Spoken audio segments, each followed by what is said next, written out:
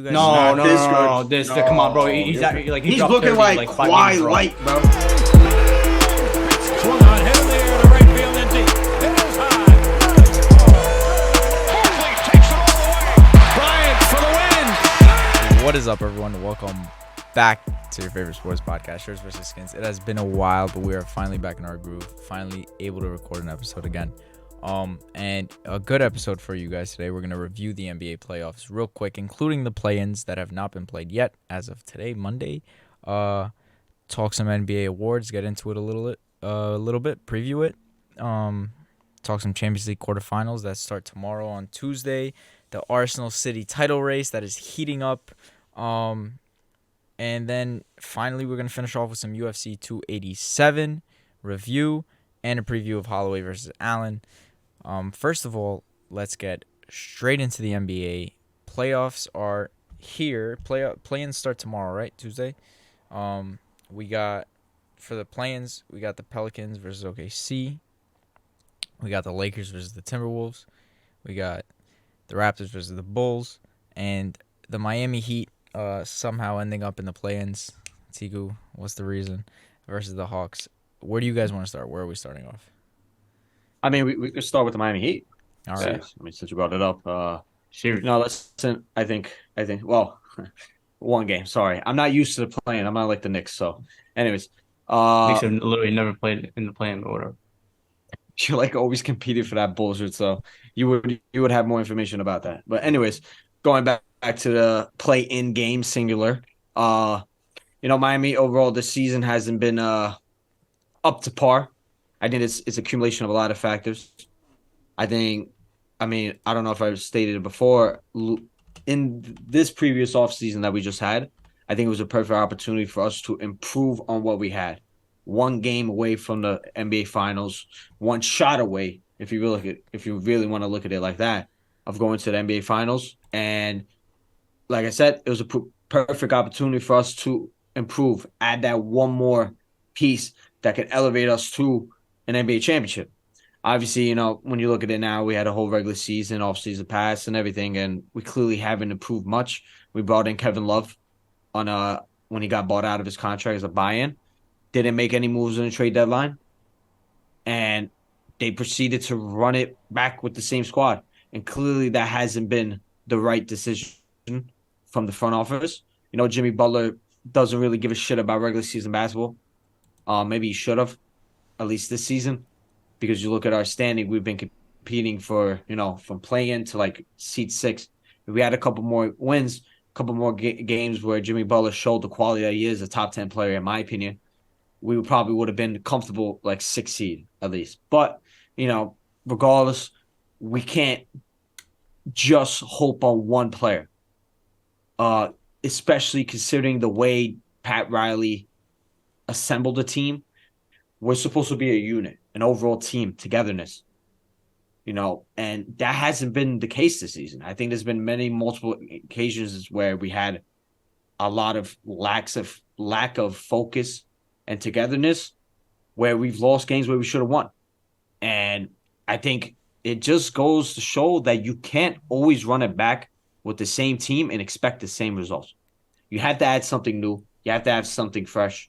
And that has been the case this year.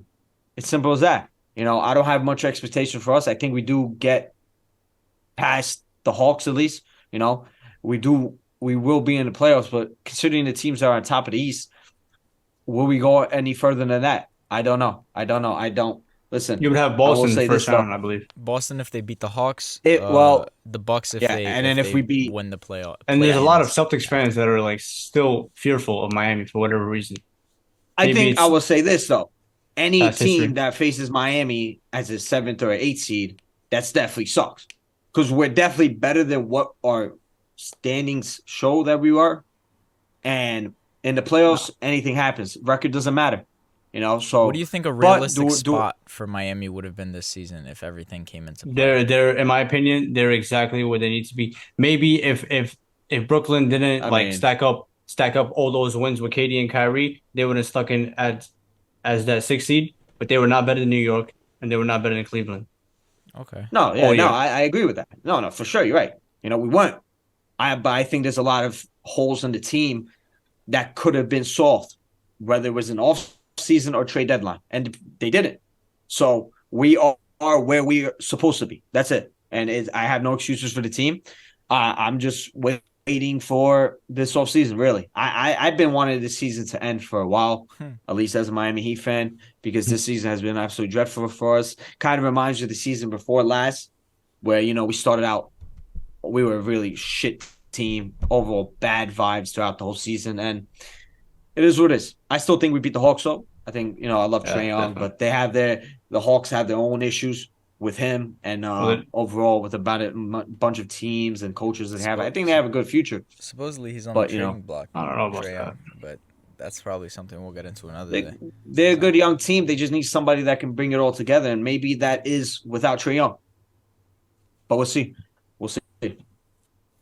Yeah, I mean, I think kind of in terms of Miami, I mean, well, I said it like months ago. They're a hilarious team this year. Jimmy Butler taking off all that time, missed so many games, early on with a toe injury. It's just nasty stuff from that whole, the whole fucking team right there. Like two biggest problems for Miami for me was obviously that point guard spot. Kyle Lowry, is not a starting point guard anymore in my opinion. He's shown that. He was horrendous this season. Had some good games, but he just, like he's going, 4 of 20. Defense. And he's missed a lot of time with injury. A lot of time. And again, this is probably going back now 3 years that the Miami Heat don't have a backup center. Still to this day. Yep. Maybe that's because they want to save a spot for Haslam. I don't know. But I mean, they have no backup center. Like they got a couple young kids. I think what's his name, Robinson or whatever his name is. The other kid, what's his name, Omar. Omar, Omar, yeah. UT7, whatever his name is. Yeah. But not like like class 6 centers. Who are in there rebounding, blocking shots, stuff like that. That's still what they need right now. Yeah, 100%. So I think they'll beat Trae Young and the Hawks, and maybe they'll win a game against Boston, but Boston will take care of them. And then, they got to really, really look at the offseason. Tyler Hero, Bam Adebayo, Jimmy Butler is like 34 years old, getting paid a lot of money. They still want to keep him around. He's a guy that, gets really grumpy when things don't work out. So we'll see what happens. In terms of other matchups, I think it's Minnesota versus Lakers, right? That's definitely an interesting one. First of all, shout out. Yeah, for real. Shout out to the Lakers, man. Back from the dead. First team, I think, in NBA history to start off 2-10, find themselves in the playoffs. Obviously, they have to beat Minnesota. Minnesota right now have their own problems, as we've seen Rudy Gobert punching his own teammate Kyle Anderson last night. And even with that, I mean, they're a team that everybody already knew as soon as that trade went down. That's like a disgusting franchise right there. What are they doing? They could have saved those picks, saved those players, Jared Vanderbilt and all those guys. Could have been a real squad. Anthony Edwards is that franchise guy. He's so good. I do agree with getting rid of what's his name? D'Lo. Fucking Russell. Yeah, D'Lo. I do agree.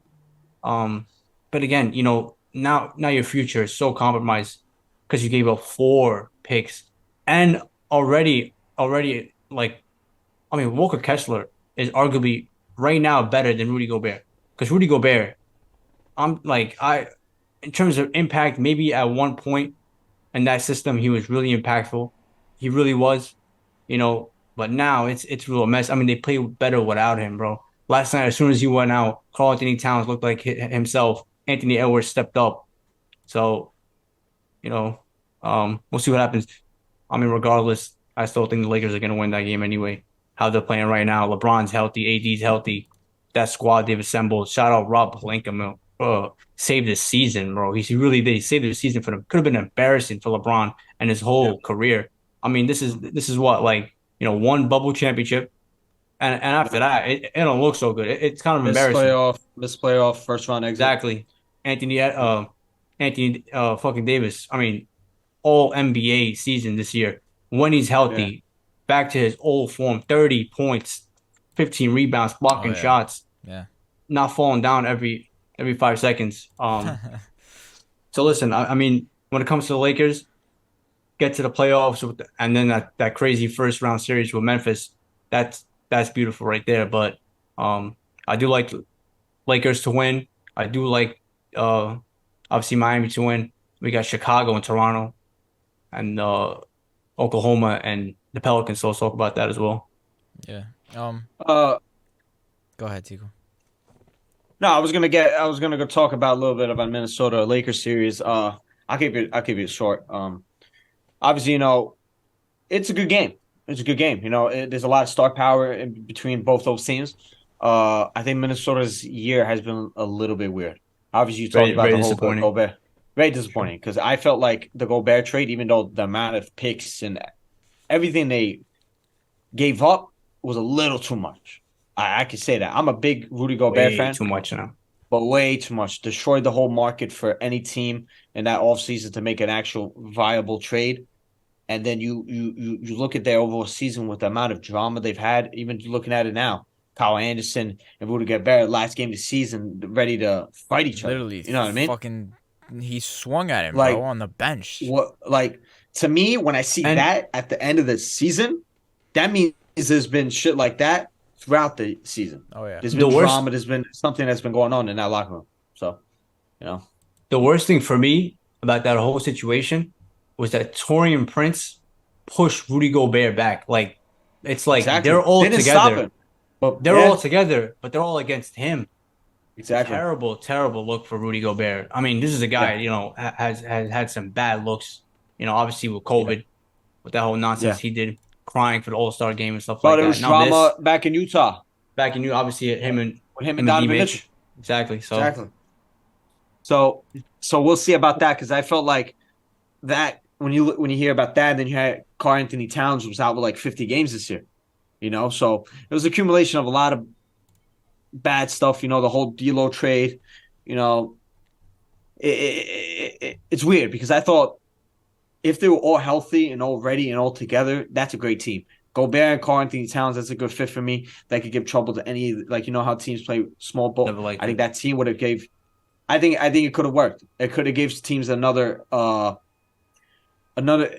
something that they haven't seen before, and that can always do them trouble. Listen, do I think they were going to win a championship? Probably not. There's still a lot of great teams. The Clippers, Denver, Lakers, and all that. But yeah, it's been a very weird season for them. Looking at the Lakers, same thing. Very weird season for them too. A lot of ups and downs, but you have to respect that they stay together. That's the difference between them and Minnesota. They stuck together. They had a couple low moments, Well, the Lakers kind when of did LeBron have James are now Anthony. a similar situation going on with I guess if you look at Rudy Gobert as that one man being ousted by the team, they kind of had that with Westbrook. So getting rid of Westbrook, I think, kind of cleared up a lot of problems, and not to Westbrook's fault, by the way. I don't I hope no It's one not his takes fault. this as it's Westbrook's fault. Anybody No, with a brain, we it's said it on this podcast. When they got Russell Westbrook, it didn't make sense for him to be on that team. Did not. The way they play, LeBron James, Anthony Davis, you had a guy like Russell bro, and Westbrook. I blame Does not make LeBron. sense. This is like going back now like 4 years. He keeps saying that I'm gonna play off ball. LeBron James, as long as he is like somewhat like knows and still in his prime, The ball's in his hands. will always have the ball, bro. Exactly. So It's a bunch of nonsense. People have been saying that for so long. Even All with LeBron Kyrie, needs even a with true Kyrie, point guard. he dominated the Come ball. on. Exactly. Listen, we can see through all that bullshit. Obviously, the Russell Westbrook trade probably helped both teams, in my opinion, the Clippers and Lakers. Clearly, you look at Rob Pelinka, the moves that he made. You have to give credit for him. I haven't given credit for him, Rob Pelinka, throughout the whole LeBron tenure. I think he's made a lot of dumb moves, especially the Russell Westbrook. We're praising him for fixing a dumb move that he did. You know what I mean? That's basically what he did with Russell Westbrook. Credit that he did it. Credit that he's recognized it. Tried probably a season. I know, but they also missed the playoffs like last season. It's LeBron James. You can't be wasting years of his career. But anyways, overall, the moves have saved the season. So you have to give credit for him that. And you look at this Lakers team, like you said, with LeBron James, with Anthony Davis, with all these guys coming together, and it's looking Reeves, like a real fun team. Austin Reeves, his emergence this season, becoming like that NBA Alex player. Caruso guy. A legit NBA guy, winning them games. He won games by himself. You know, when LeBron, As AD guys are out, as Skip he Bayless was once said, "Bitch ass white boy, bro." he's good, and you got to give credit to guys like that. And you know, listen, from the play-in, maybe we'll talk about predictions going to the finals or what's in comes finals. You know, you can't discredit this Lakers team. So I do have them beating the Minnesota, and I do have them advancing. Nice. Let's talk about Toronto and Chicago, though. Yeah. Two shit I think teams. Two. Two, No, I two think a pretty team shit teams, bro. I that's don't clearly expect. been playing better is obviously Chicago. I think Chicago in the last month playing way better. Listen, defensively they've been a mess for the past 3 years, but I mean, Yeah, if you're gonna have Zach LaVine and DeMar DeRozan, and if Vooch shows up, yeah. Kobe White is fearless.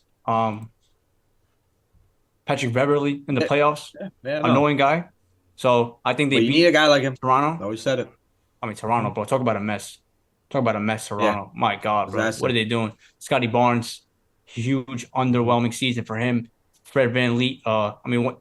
Yeah, Like he wants 30 million a season. I don't know if he's getting that. yeah, Um, Nick Nurse already heading to Houston. I mean, that's what they're saying. yeah, yeah. Siakam, I don't know. I mean, is that a franchise guy? So Toronto has a lot of questions. I think Chicago should beat them and advance. I don't know who they Yeah. play. I mean, they'll Yeah. play Milwaukee. Yeah. See, Well, the thing is, the winner of either of those playing teams face each other.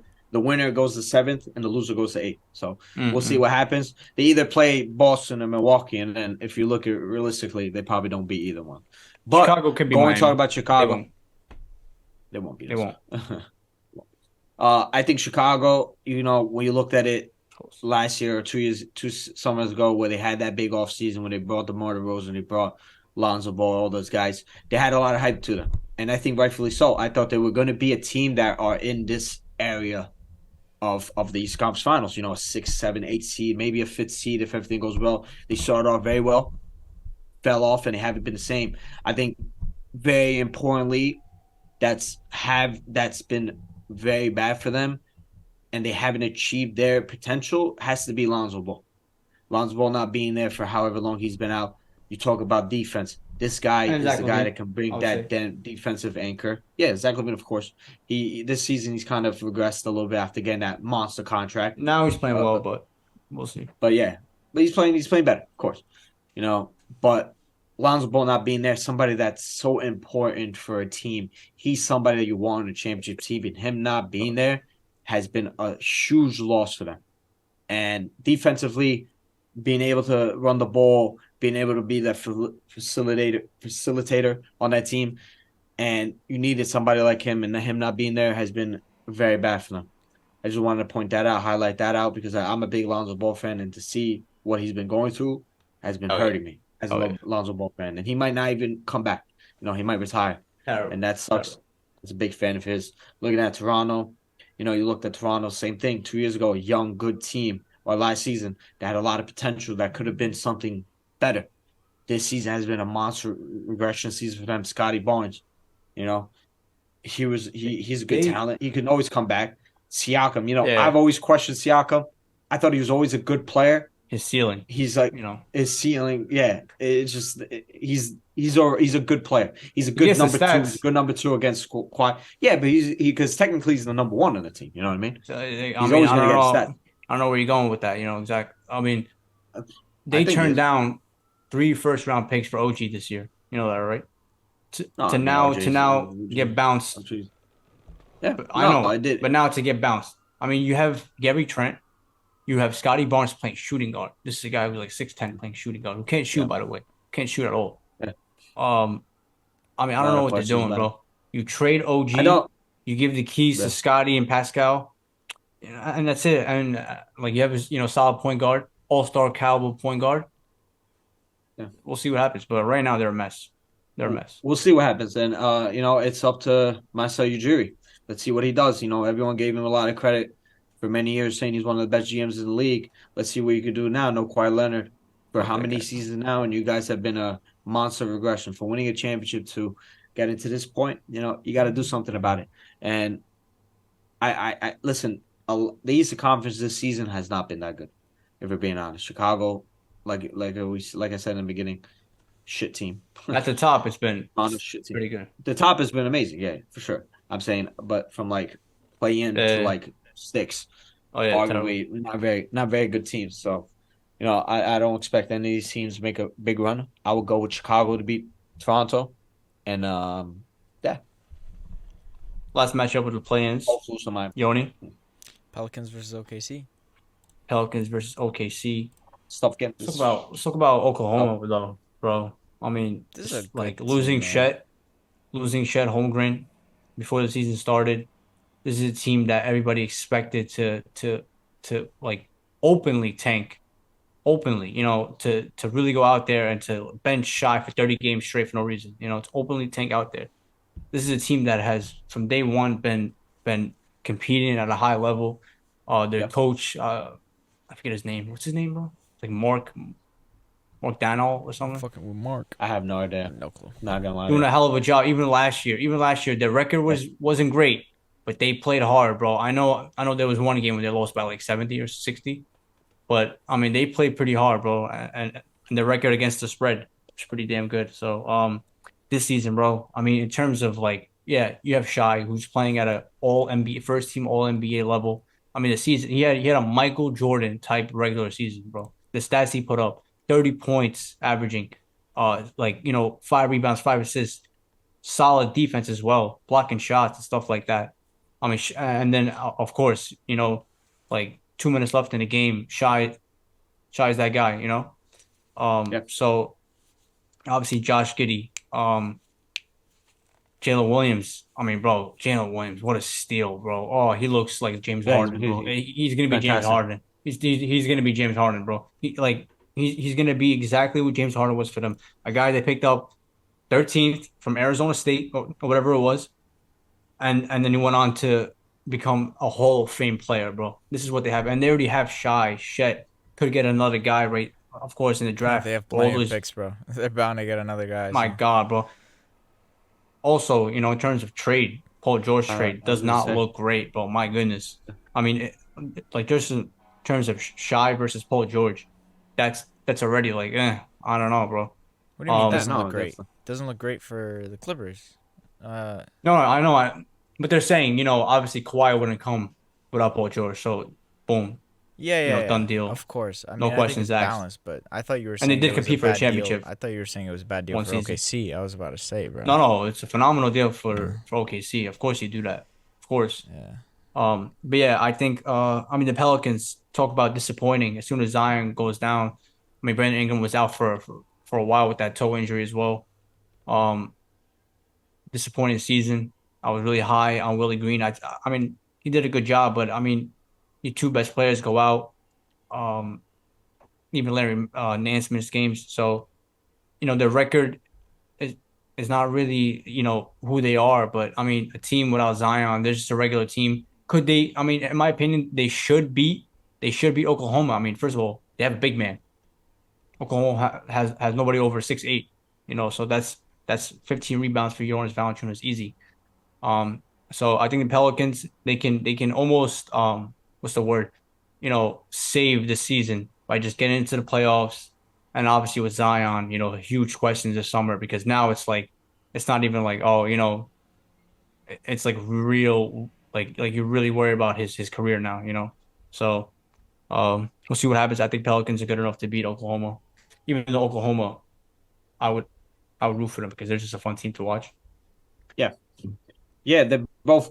It's a very good matchup between these two teams. I think they're both very good teams.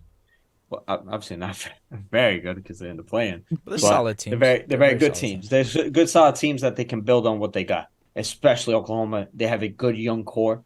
You named them all from Ed. Shy, Gritty, Chet to come, Williams. Both of the Bro, Williams are good. You know, Trey Man, right? No, his brother Terrence Man. No, yeah, Trey Man. That Trey, guy is a bucket getter. Terrence. He's like 6 foot, but he can get a bucket.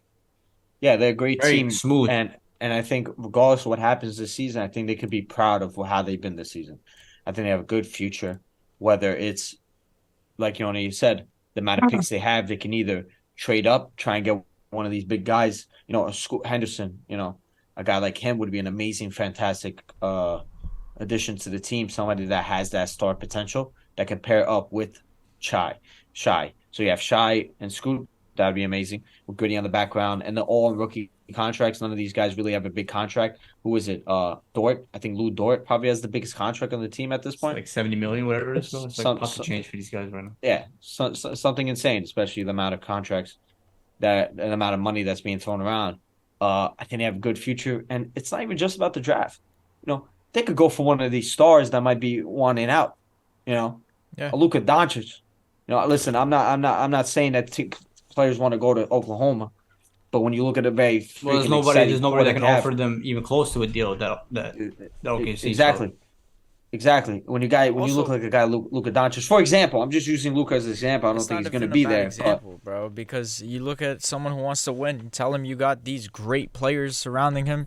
Fucking, who cares that it's in Oklahoma City, man? You got a good team that you can build upon here, bro. And plus, in the last 15 years, I can't think of a franchise that has had more superstars than Oklahoma. That small ass city has had more superstars than the Lakers, than the Knicks, way more than the Knicks, than the Heat. I think it's a team too. Like, you look at this team, and as a young superstar, or maybe even a veteran, honestly, it could work both ways. You don't have to worry about tanking from this team, because if they don't want to, they don't have to. They can literally just build with what they have right now. So they've set themselves up very well going forward in the future. Like Ahmed said, since that Paul George trade, a very good trade for them. They got a star player in Shy, and someone like Shy, like I said, it could be a small market team, but if you have a star, you can attract people, and people would love to play with Shy. And I think overall, I use Luka Doncic as an example because I feel like his game can transition so well with them, him and Shy. And they can, even if they go for Luka Doncic, they can bring someone else. Yeah. So they have a lot of assets. Mm-hmm. They can make a big three out there. Yep. So they have a very exciting future, and I'm very happy for them. Small market teams deserve a little love, and they've done it. I don't want to say the right way, because I'm not a big fan of just blowing up everything that they have that was good and this and that. But they were smart and very savvy with it. And I'm not, look at that team when Chris Paul was there, and they were in the play-in, or they were in the playoffs, and they versed Houston, and people were looking at it like, what's their future? What's going on with them? What, Chris Paul's there, but they built themselves up very well. So I'm very excited for their future. Looking at it from the Pelicans, of course, it has to be Zion Williamson. What is he going to do? What's his future? Not because of the ability of the player. No one denies that. It's his health. Yeah. And now, like Ahmed said, it's a serious question. Every season that he's been in the league, he's had a major injury, taking him out a lot of games. And the most alarming part is that there's talks that he doesn't take it serious still. He's still acting like a kid. He doesn't understand how good he could be. He already, if he was healthy up to this point, he could have already been the face of the league, in my opinion. Yeah, he's that good. He could have. No, that's why he sucks. Great, man. Yeah, that's the problem. Yeah. Imagine he was a Knick. Oof. Yeah. But all been different. That would be the. I agree. I think, you know how people I'm saving him, bro. I'm going to every Wendy's, every McDonald's. If I see this dude in there, it's like, stop. You're gonna kick him out. He's like, stop. Do you know what you're doing to yourself? That's funny. But it sucks for that, But regardless, I think Brandon Ingram's been their guy, and Brandon Ingram, man, at some point, does he have to look at his own future? You're looking at the people around him. It's like, dog, I'm here. Obviously he has a lot of injury issues himself, not as serious as I am. And they have CJ McCollum. But he's there whenever they need him. And he shows up whenever they need him. And he's such an underrated player in this league. People really don't talk about him a lot. No, especially this season. He gets their free throw line and stuff like that. He's a fantastic player. And he's somebody that I would I'm back with it. I would love him in Miami. Or Brandon Ingram. He would be amazing. I mean, bro, that's the first person that I would love to see in Miami, because that's beautiful. Because he would really flourish. He would become a 30-point per game scorer or something like that. You know, he would 100%. transform 100%. himself completely, and he's capable of 100%. that. Fantastic play. Yeah. Fantastic play. Obviously, CJ McCollum, in the playoffs, you gotta give him respect. I would go with the Pelicans to win. But I would not be surprised if Thunder win either. It's a very close Oh, matchup. So Shy. If it's a close game in the fourth quarter, I'm going Shy. Fair enough. We're not gonna talk about the playoffs yet, right? We could just. I mean, we could talk a little. I mean, let's talk. Okay, let's talk about these three matchups that are going to be on this weekend. You got the Nets 76ers. Just really briefly, we'll just run through them. Knicks, Cavs, Clippers, Suns. Ahmed, just let out what you have to say about the Knicks versus the Cavs. I think I can already guess that you're going to predict the Knicks to get out of this series. And honestly, I don't blame you.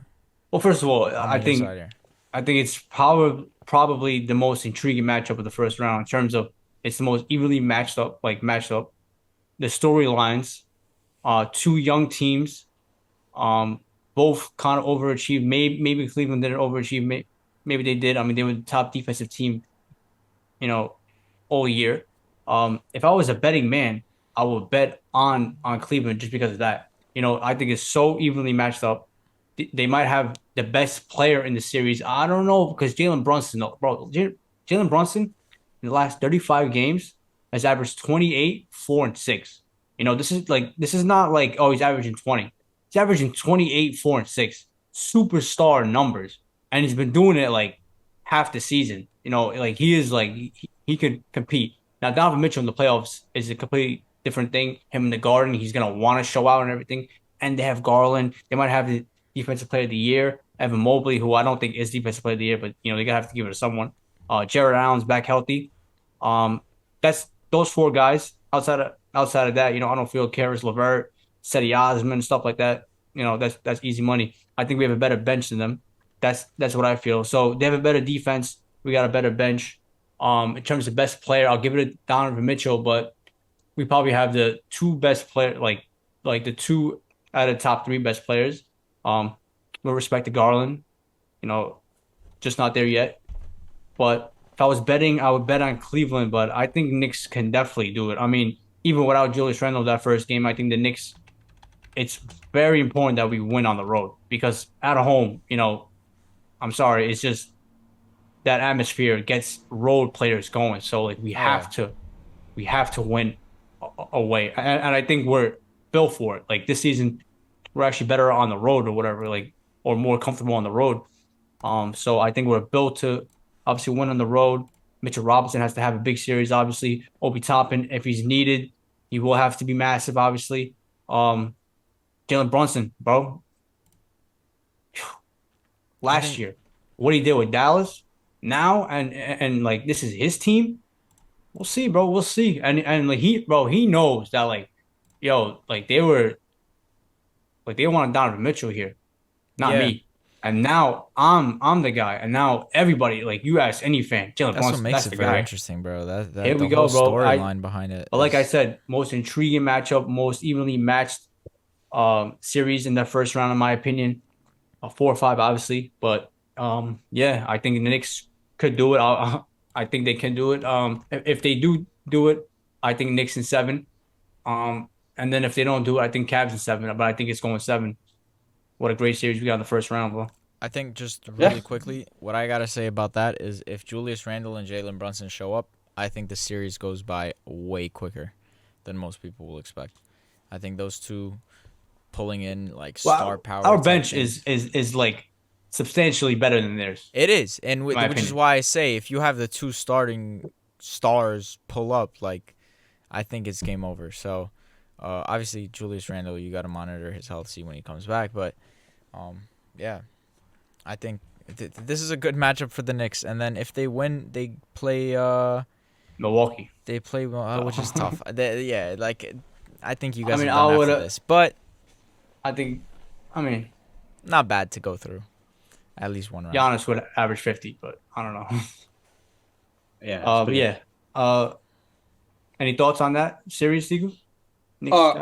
Yeah, I'm gonna just highlight the New York Knicks Cavs series because obviously we're in New York. We have Knicks fans listening to us. We have Knicks fans here. Brooklyn's in the playoffs too, right? I know, but you just completely what are the Brooklyn Nets now, right? Come on, bro. But what? No, I'm a fan of the Brooklyn Nets. This shit Oh, doesn't change. But this season is not. I don't have any high expectation of him. This is like a transition season, see what like a Mikal Bridges trans is doing? half.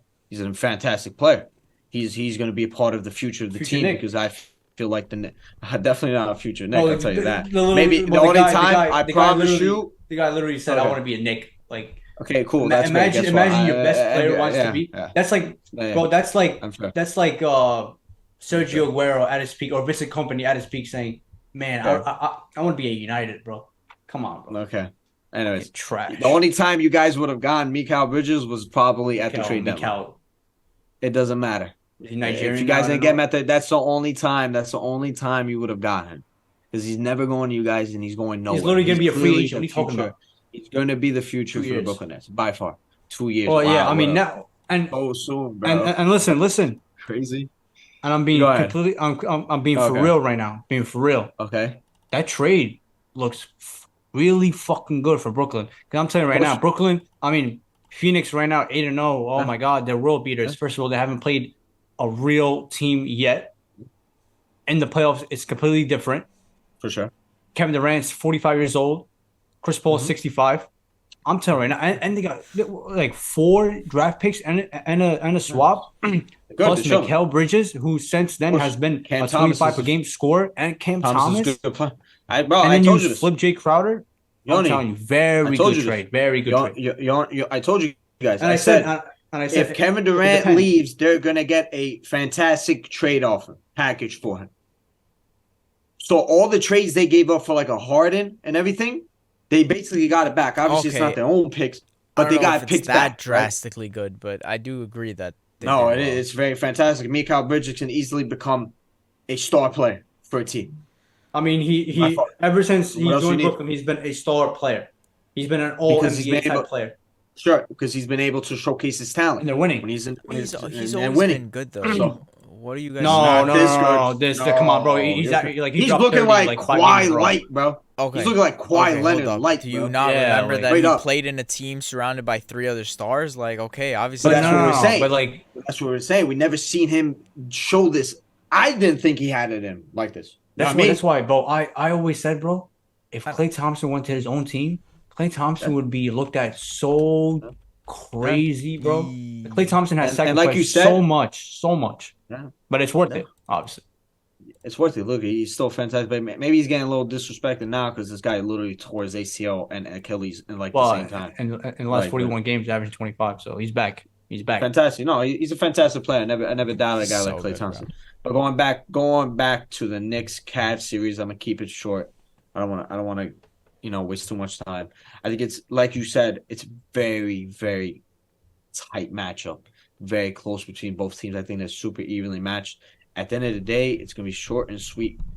If their star players don't show up, and I'm talking about the Knicks, I don't doubt Jalen Brunson. I like Jalen Brunson. I've always liked Jalen Brunson. I said last year for Dallas, he's been a massive, massive player for him. He's been a massive, massive player for the Knicks. That's why I don't want to say, look at the Hawks series because it's a totally different team. Not totally, but you have that Jalen Brunson effect, and this guy is a fantastic player, and he's a crunch time leadership player that you want in the playoffs. So it's a different series. But I'm looking at a guy like Julius Randle. I'm looking at a guy like RJ Barrett. I'm looking at guys like that. You need a shot.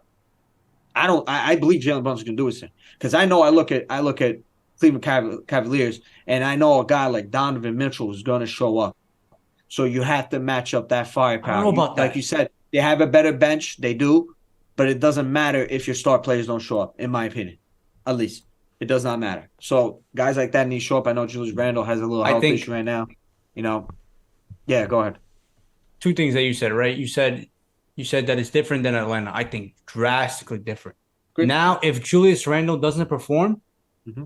like it would obviously help if he did. But if he doesn't, Emmanuel quickly can drop 20. I trust Obi Toppin to give me 15. I trust Grimes to hit his threes. And I think right now, listen, I got all the respect in the world for Donovan Mitchell. This season he's an all NBA obviously second team or stuff like that, having a monster season, like a top 15 player in this league.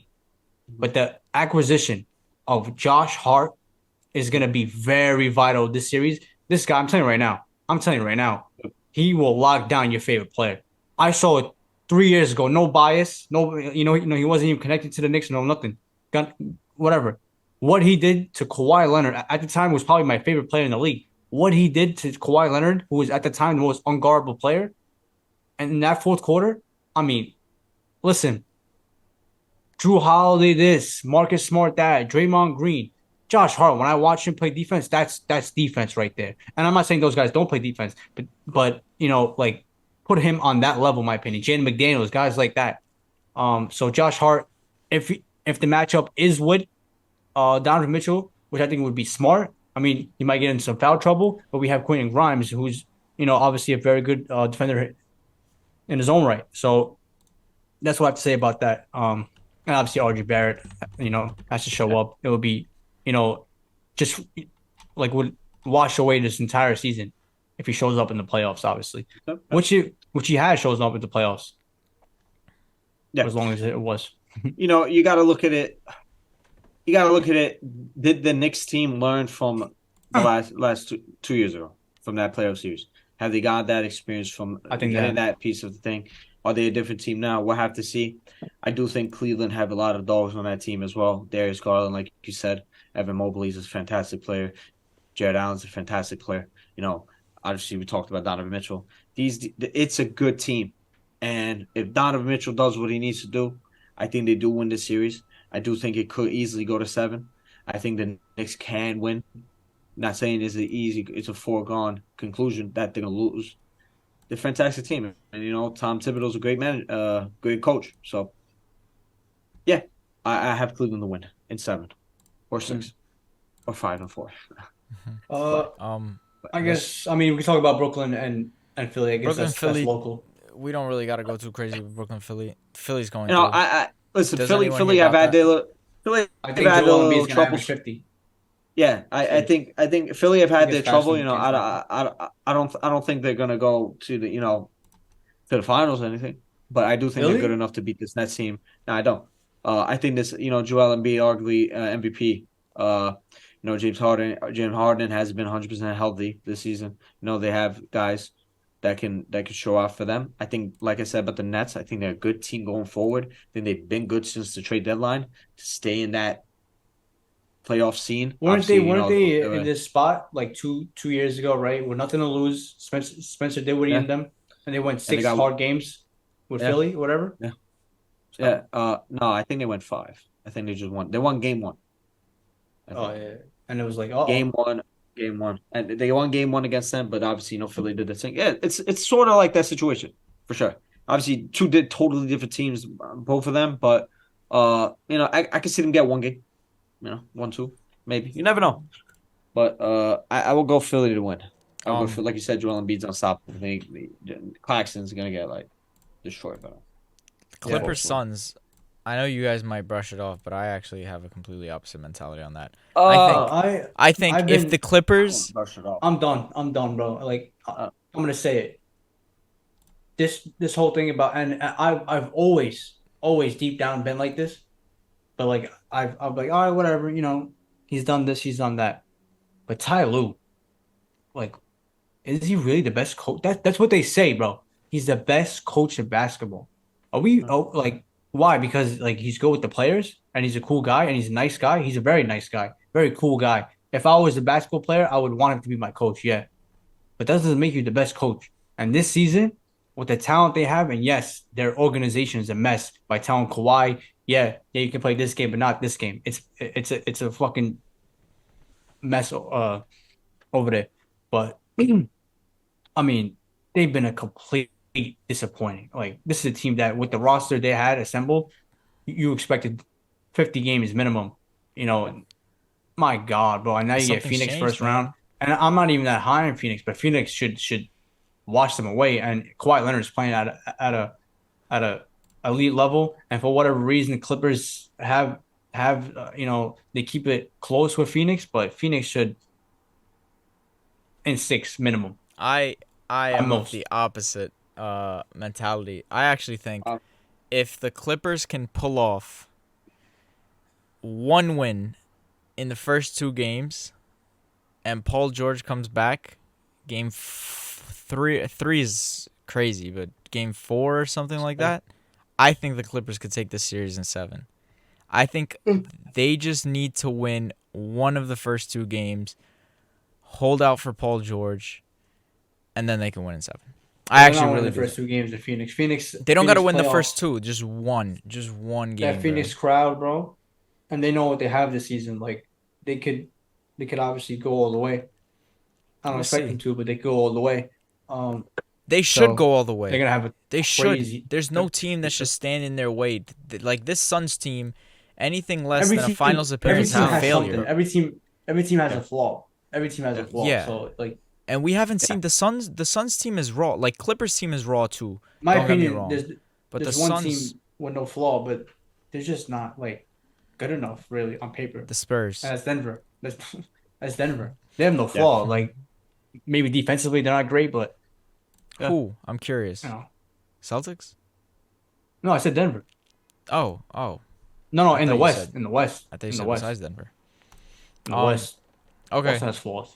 The coach has no idea what he's doing. All right. So let's move on to some football, some footy. Oh, the champions. Champions League tomorrow, quarterfinals, ladies and gentlemen. Let's start out by talking about the matchups that are tomorrow. Ahmed, as you can tell, the stadium is prepared to face Manchester City. Actually, no, we're going away tomorrow. Oh shit. Okay. Well, either way, we're in Manchester. We're literally. I'm in Manchester as we speak. I'm actually very curious, Ahmed. Do you think you guys can pull this off? Man City is a very strong team. I think they are the strongest team.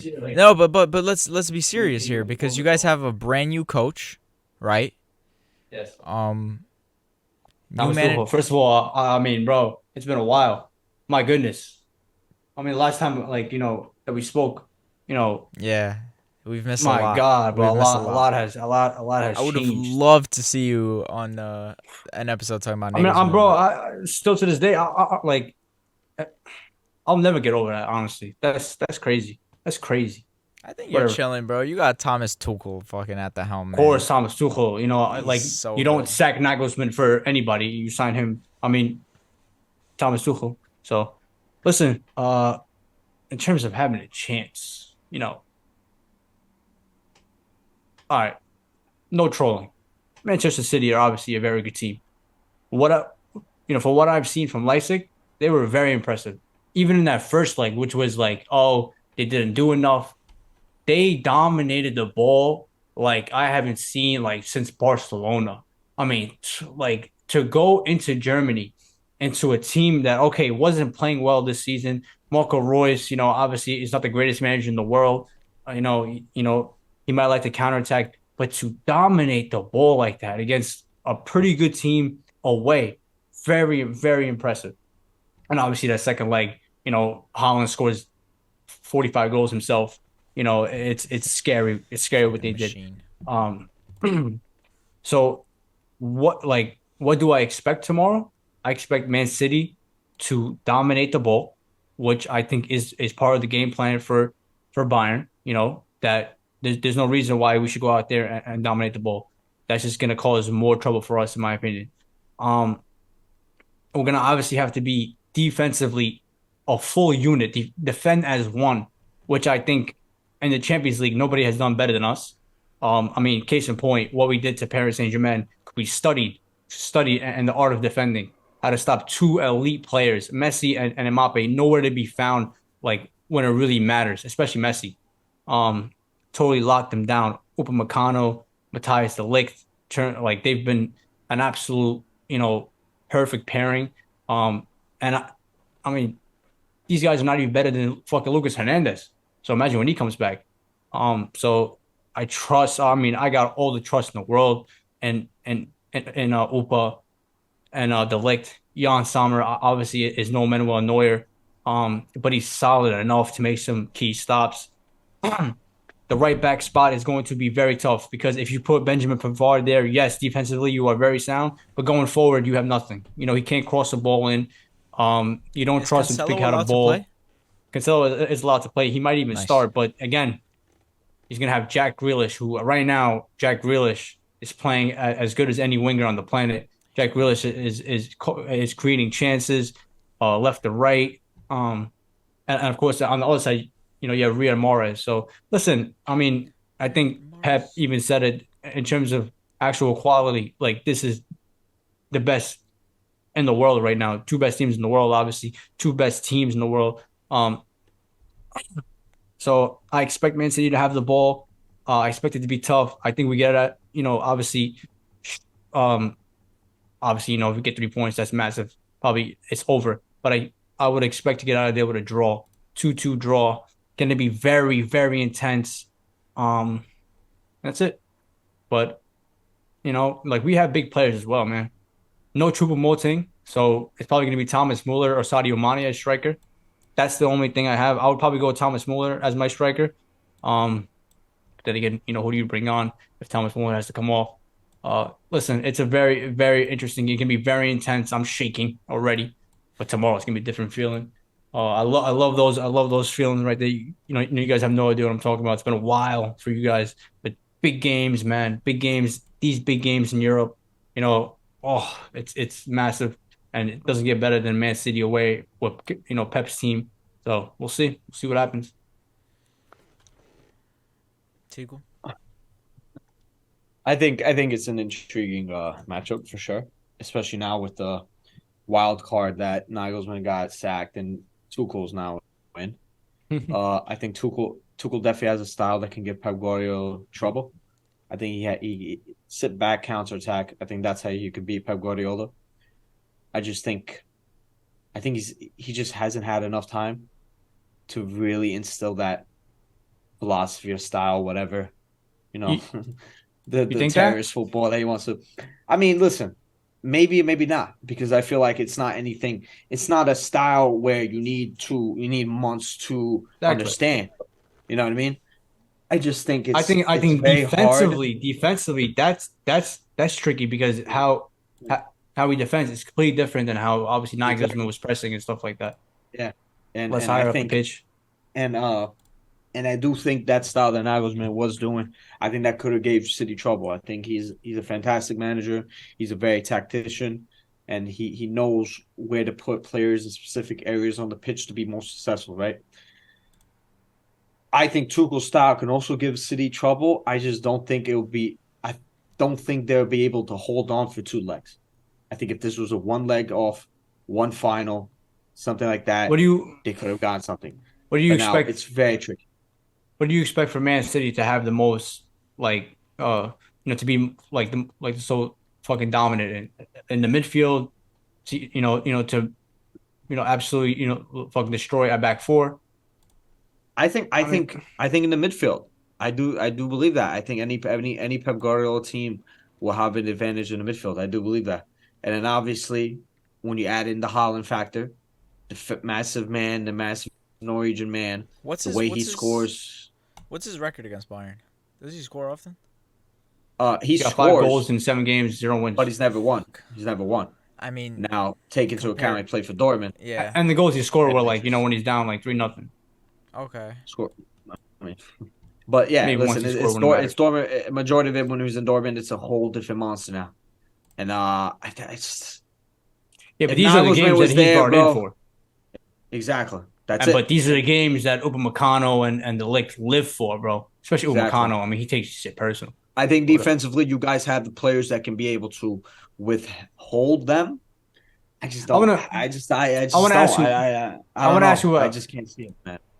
Not now. about Not with the new Upamecano though. manager coming in out of nowhere. Yeah, go ahead. About Upamecano because listen, obviously I'm a Bayern fan, but Yeah, I will admit last year, he was obviously very suspect, and it was definitely yeah, that first season. yeah. New team, it's Bayern, it's not Leipzig, it's a completely different powerhouse. He definitely looked like he was lost a little bit. Sometimes made some crazy ass challenges, and it's still there obviously, but that's every defender. Yeah, But this season, man, since the first good game, players. since the preseason. He's been so focused on an absolute like rampage tour, bro. So focused. That's the one word. He's so focused, bro. He takes it so personal. And obviously the lick, this Bayern style was always for him, and Yeah, now he just fits that team. yeah, Already talks of him being a fucking co-captain because he fits the team so well. yeah, A warrior out there. I mean, what he did against fucking PSG, putting his body out there like that with a yeah. sliding tackle. My goodness. Yeah. So yeah, Two, I two, trust two my fan. defense, bro. And Yeah, for Pavard has sure. been fucking amazing this season. So Also, yeah, yes. Listen, those two defenders Davies. I've always been hyped up. But McConnell when he was in RB Leipzig, everybody in the world wanted him. Him or Konate, they've shown their qualities. Everyone knew how great they were. Uber McConnell obviously had that occasional, bozo moment in him. He'll make a mistake here and there. This season he's been fantastic. He's had that ability, he had that potential, and he's achieving that now. He still needs to keep his head straight because he's still a young player, and he can just keep going. Delict also, when you looked at him from Ajax, everybody wanted him. 19 years old, this guy was the captain of the team, made it to the semifinals at 19. He's a fantastic player. He's the leadership. He has that that passion that you want from a center back, physicality that you want from a center back, and he does fit that Bayern style. It always made sense for him to be a Bundesliga German, like a Bayern style player. So respect to both of them. I just think Manchester City's a different monster. And if they can stop Haaland, you never know. Anything I can mean, happen. They're a if fantastic they can team. stop Mbappe, I they can just, definitely stop Holland. I And don't know. and yeah, Mbappe is a way I know, harder but Haaland's matchup. a different. No, He is, no, he is, he is. But Mbappe with that you're getting speed, my attacked goodness, for sure. especially But on the you're getting counter. attacked from every front when you play Manchester City, man. But And that's Haaland's easier. just there. That's easier because they're in front of you. They're in Yeah, front of man, you. Well, like for what sure. when Yeah, Mbappe, he I was get that. behind you. I get Oh that. Yeah, man, yeah, no, I get that for very sure. scary. But we'll Well, see. Mbappe We'll see was that very that. scary But player. that was with Nagelsmann. That's something huge for me. That was with For Nagelsmann. me, You have for two me, of them now, obviously so Riyad Mahrez, wonderful. already spoke to him, said I'm not going to play the first leg for you. I mean, what a guy, bro. What a guy. So obviously Riyad Respect. Mahrez, phenomenal player. Even Leroy better Sané person. making it not only João Cancelo, but Leroy Sané, who's obviously very hyped to be back in Manchester and loves to be in Manchester. Um, Right, that's ooh, very hyped to be back that's in it. Manchester. If he That's gets the interesting. goal, imagine, bro. Can you Yeah, imagine? the scenes. Um, other Yeah. matchup we have Is it Inter versus Benfica. Tigu, as our Portuguese expert, what do you think? What's going to happen here? I got Benfica winning, bro. Me too. Me too. It's very simple. I don't like it's not a Inter this hot season. I don't. and why Not a is hot take. FanDuel have it and why is FanDuel have it like have they watched Inter Milan in the last month? Why? What does FanDuel have it as? Like They crazy they they they favorites? don't It's know. still even, my bad. They Whatever. don't watch Liga NOS, man. As the advocate for No, but Liga NOS, I respect these guys. I I have they I respect lost them because they're yet Liga in the NOS, league? but I believe they have. I believe they have. I might not be 100% on Maybe that, one but I believe loss. they have. They are leading. They are leading the league. That it's like not even close. But Benfica, as a sporting fan, Benfica's our rivals, but they're a fantastic player. They have fantastic players, and they play a style that's very exciting. Listen, Champions League, the best styles don't always win games, but when you're playing an Inter Milan team who their form as of recently haven't been the best, were in trouble against Porto. They could have lost against Porto, and Euros. I don't think they're the most. I don't know how they even here. Good draws and good this got him here, but I think the Benfica team plays fantastic football. I think they like They this do. opportunity. I think they have the form when you look at the league and you have the players that can beat this Inter team, and they have a very very exciting player up front, Gonzalo Ramos, who a lot of teams want. How And about Jao? How about João what's his name? Mario, João Jao Mario, Mario, bro. A player I could never yeah, stand, bro. I hated yeah, that guy when he was in. yeah. What was he like Inter Milan and stuff like that? Yeah, he was a former Inter Milan player, played Bro, for like, Sporting, and went back to and now what is Benfica. he He's been like? a Got 20 fantastic goals in player. a season, having a I don't know monster, about 20 goals, 15 but goals maybe. he's Having a monster I season think no, for he's him. having a fantastic season, and David Neres. yeah, yeah, and they have a lot of good players. I mean, people would have thought, losing Enzo Fernandez, they probably would have fell down after that. But no, a lot of players showed up for them. You got guys like David Neres, like you said, a very fantastic player. Rafa's a very Oh, he made the fantastic move. player. And they're good defensively sound team. Also, they're not the best one, but I don't think an Inter Milan team is going to come out and blitz them. So Exactly. I will go with Benfica to win. I think it'll be close, obviously, but I It'll expect be close. like Benfica should they're the favorite. They should beat Yeah. Inter Milan here, and it's not even close to hot take. Like everybody is saying that. Yeah.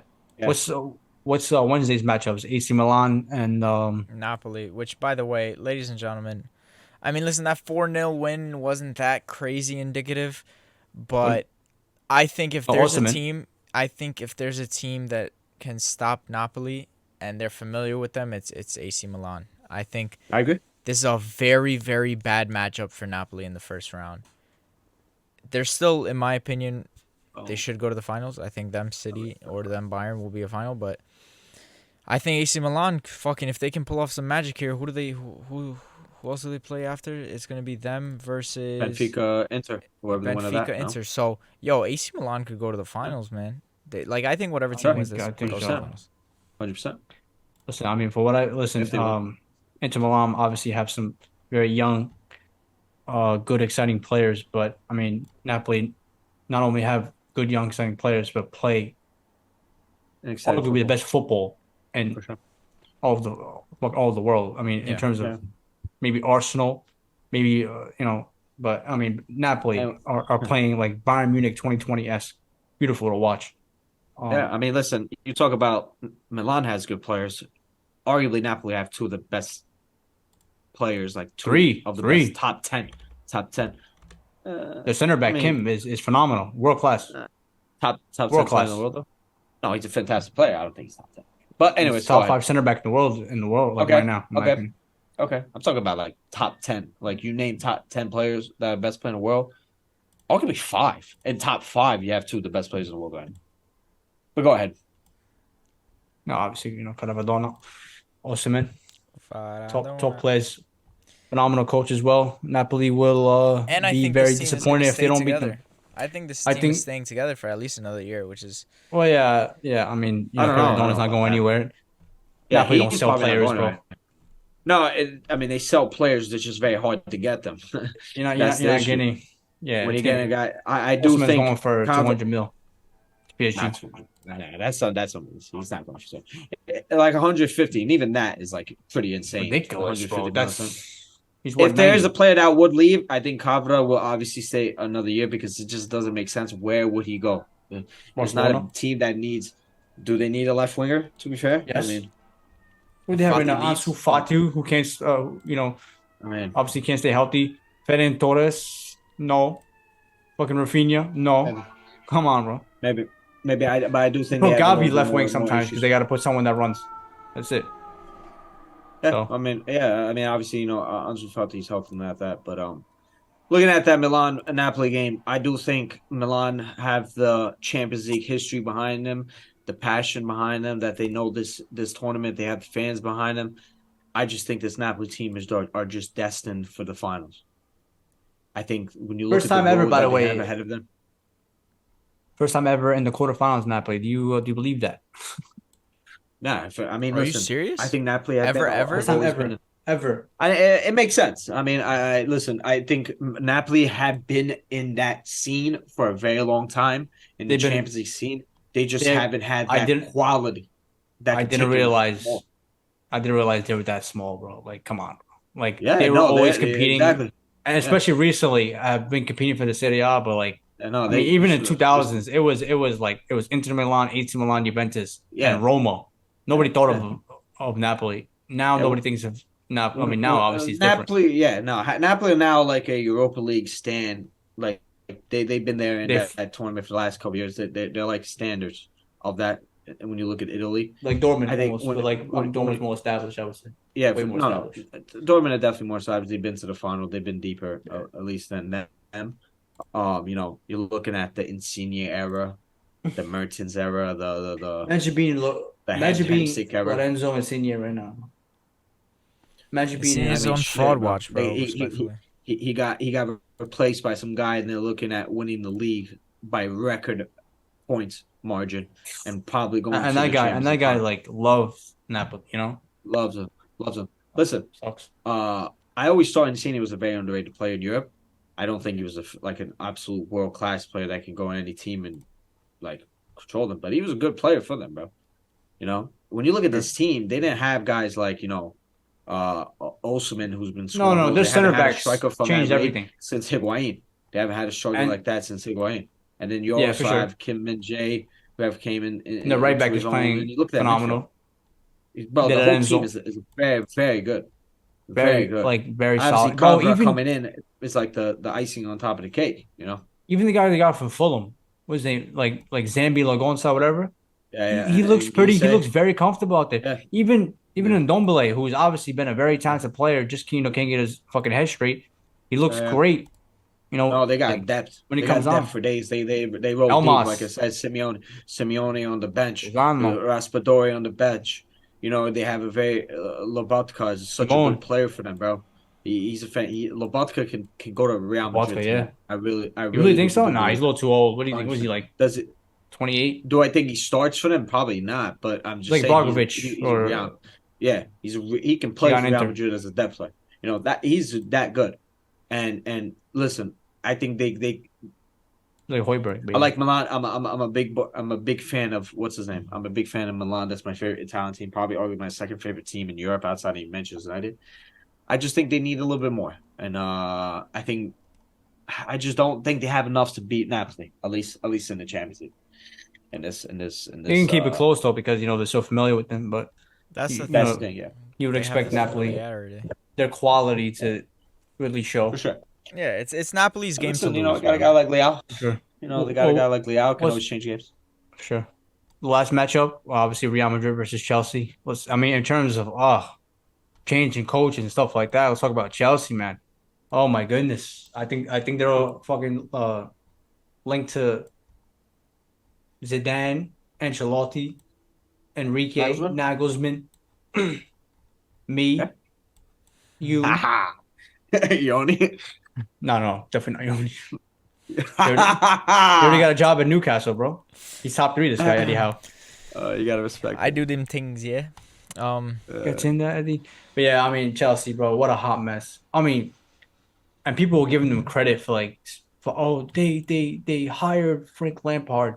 So now they can take their time and now they can really find the next coach and stuff like that. What a great hire for the rest of the season. Yes, super Frank Lampard. Are you out of your What a joke. fucking mind, bro? You had a What chance a to joke. bring in either Luis Enrique, who was begging to join, and Nagelsmann, who, if you would have convinced Bayern to let him go, and I'm telling you right now, Nagelsmann, the reason why he's not there is because he's saying no. That's why he's saying No, no, you got to take into or at least account. saying no, not right now. That's what he's saying. He's saying no, not right now, which means no at the moment. It means It's no. too expensive. That's what it means because too expensive. This is Todd Bowley, bro, who spent how much to get fucking Graham Potter from Brighton, right? Who's still paying Graham Potter right now? That's No the problem. problem. That's the Say no problem. problem. If they But you don't fire fucking Graham Potter, who, in my opinion, I said it. I said regardless of how bad he is this season, and I expect it to be very bad, and it was very bad. Like it was, fucking down 1-0 to Wolves at home after going fucking 0-0 against Chelsea, against Liverpool, with all that other stuff going on. Very bad. I said you cannot fire him because you literally you have nothing else to work with. But the Yeah. only reason why you would fire him is if you were willing to just whatever. Okay, we fucked up really bad. We have Nagelsmann who we would never expect to be on the market. He's a young guy who in terms of being like I mean he's a genius out there, an absolute genius. And if not, you have Enrique, Yeah. who I think Or is it done? his style actually fits Chelsea very well. I agree. The players they have right now, very Yeah. well. Yeah. So Wait. I mean, I have a question. what a Though, man. mess! Hold What up. a mess! Yeah, for sure. It's absolutely embarrassing. But I have a question. If it's let's just say the season ends, don't they still have to pay Bayern the money for Nagelsmann? they do. Even if it's What do you mean? so what's like I'm Well, saying okay. like Well, the either season now ending. or No. if The the season season ends, ending okay. gets rid of some. They would have to pay us contract right now. They would have obligation. to. They would have Okay, to what pay us about- right now what about because after the season? because he's still on our payroll. Like Okay, but he's what still about after the technically season? after the Bayern. season they probably paid less. No, Like no, I'm sure there's a no. I mean, we're still paying him like until 2026, whatever. So they're gonna yeah. have to pay us a big transfer fee, a big transfer fee. I regardless. mean, bro, like we paid 30 million just to get him from Leipzig. So like, we're gonna need that I soon. know, but he was still like, he wasn't sacked, Exactly. So he's still on the payroll. That's why it would be So like technically, he's still you're still paying him, right? Okay. You he's have an literally official. still like Bayern coach, Okay, really. Here's my okay, okay, interpretation. No, okay. hold up. No, that's not it. Here's my What do you, interpretation of it, right? They have to buy out the contract. Bayern has a contract with Nagelsmann. They said for 6 years we're gonna pay you, let's say 5 mil, right? Whatever. If Okay. if they sack him, which they did, he still is owed that money. It's still the contract's still in play. Yeah. They didn't. but part- Yeah. but he can't get a new job unless they pay us well, here's the thing. a transfer fee. Someone has to fill Right. in that contract. So Nagelsmann will say, "All right, you sacked me. You're gonna pay me my contract." Here comes Chelsea. They'll be like, "We'll pay off his contract. Now he's free to go wherever he wants. He'll come to us." Pretty Exactly. much. I'm pretty sure that's how it works. I could be That's wrong. kind of weird. That's pretty much what we just said, though, no? Because no, not really. Because he's still You're on the saying that he payroll probably until someone else he gets pretty him off much the payroll. got sacked without technically getting sacked. He's still on the payroll for Bayern. Well, I mean, It's just bro, someone else he's took sacked. his He was position. The fine. contract- That's what I feel. He Getting was relieved sacked- from and his then duties. Exactly. Getting But sacked, this is you gotta every coach, understand, though. is Every coach. yeah, it's getting sacked Graham is a Potter- one-side thing. When you have a contract, well, now we're getting into like SVS law, fucking judge versus jury, whatever. I'm confused. That's If you if you have Yeah, a I know what you're contract, right? talking It's about. if you have a contract, it's between two parties. If one party breaks the contract, you're still owed Correct. whatever the fuck you're owed. correct. Obviously, But yes. why? Okay, so if the contract's broken, why the hell do they have to pay Bayern? That's what I'm saying. That's what I'm trying to say. Because Because he's still Nagelsmann is still still on the owed his payroll. money. If Nagelsmann, we're paying him still. We're still paying. So technically, Nagelsmann. still part of Bayern. That's like, literally what I said, though. Not the coach. I think I'm Okay, pretty exactly. sure Nagelsmann can like forego his contract if he wants, but why would he? That's easy money. You know what I mean? Like He would never in his life do that. Why would he do that? exactly. It's Exactly. Even if he loves the Anyways, club, like you never do anyways. that. Anyways, okay. Because I was kind of confused. I'm like, so if they're not paying, so regardless, they're gonna have to pay Bayern for his services, right? Yes, but So but, why don't they just but kind it of get him now? decreases. So It decreases once the season ends. oh wow, insane. No, Anyways. no. But you don't open talks with him, right? You don't like fucking Fabrizio Romano says that he is a leading candidate. He is the favorite to become the coach. He's kind of gearing it up for him to be announced soon, like Okay. this week or whatever it was. Yeah. So I think they expected. I think Nagelsmann was had the meeting, was like, these guys, the owners, because obviously the players not playing well, but there's a lot of talent there. So I think he's definitely attracted to the project, obviously to the club, and stuff like that. But when you meet with these owners who have no idea what they're doing, Nagelsmann, I'm telling you right now, the money is not going to do it for him. It's not going to be, oh, we'll pay you this, we'll get you this player and that player. No. He's not working with owners that don't have a legit plan, like Bayern once did, obviously with him, and it's not going Let to me work ask you a out. question. I think Let me Real ask you a Madrid question. makes sense for him. Let me ask you a question. Because obviously it seems like Nagelsmann, you're like in his entourage, so you know what he thinks. But if you had to be in his mind, what position would be more attractive for him? Spurs or Chelsea?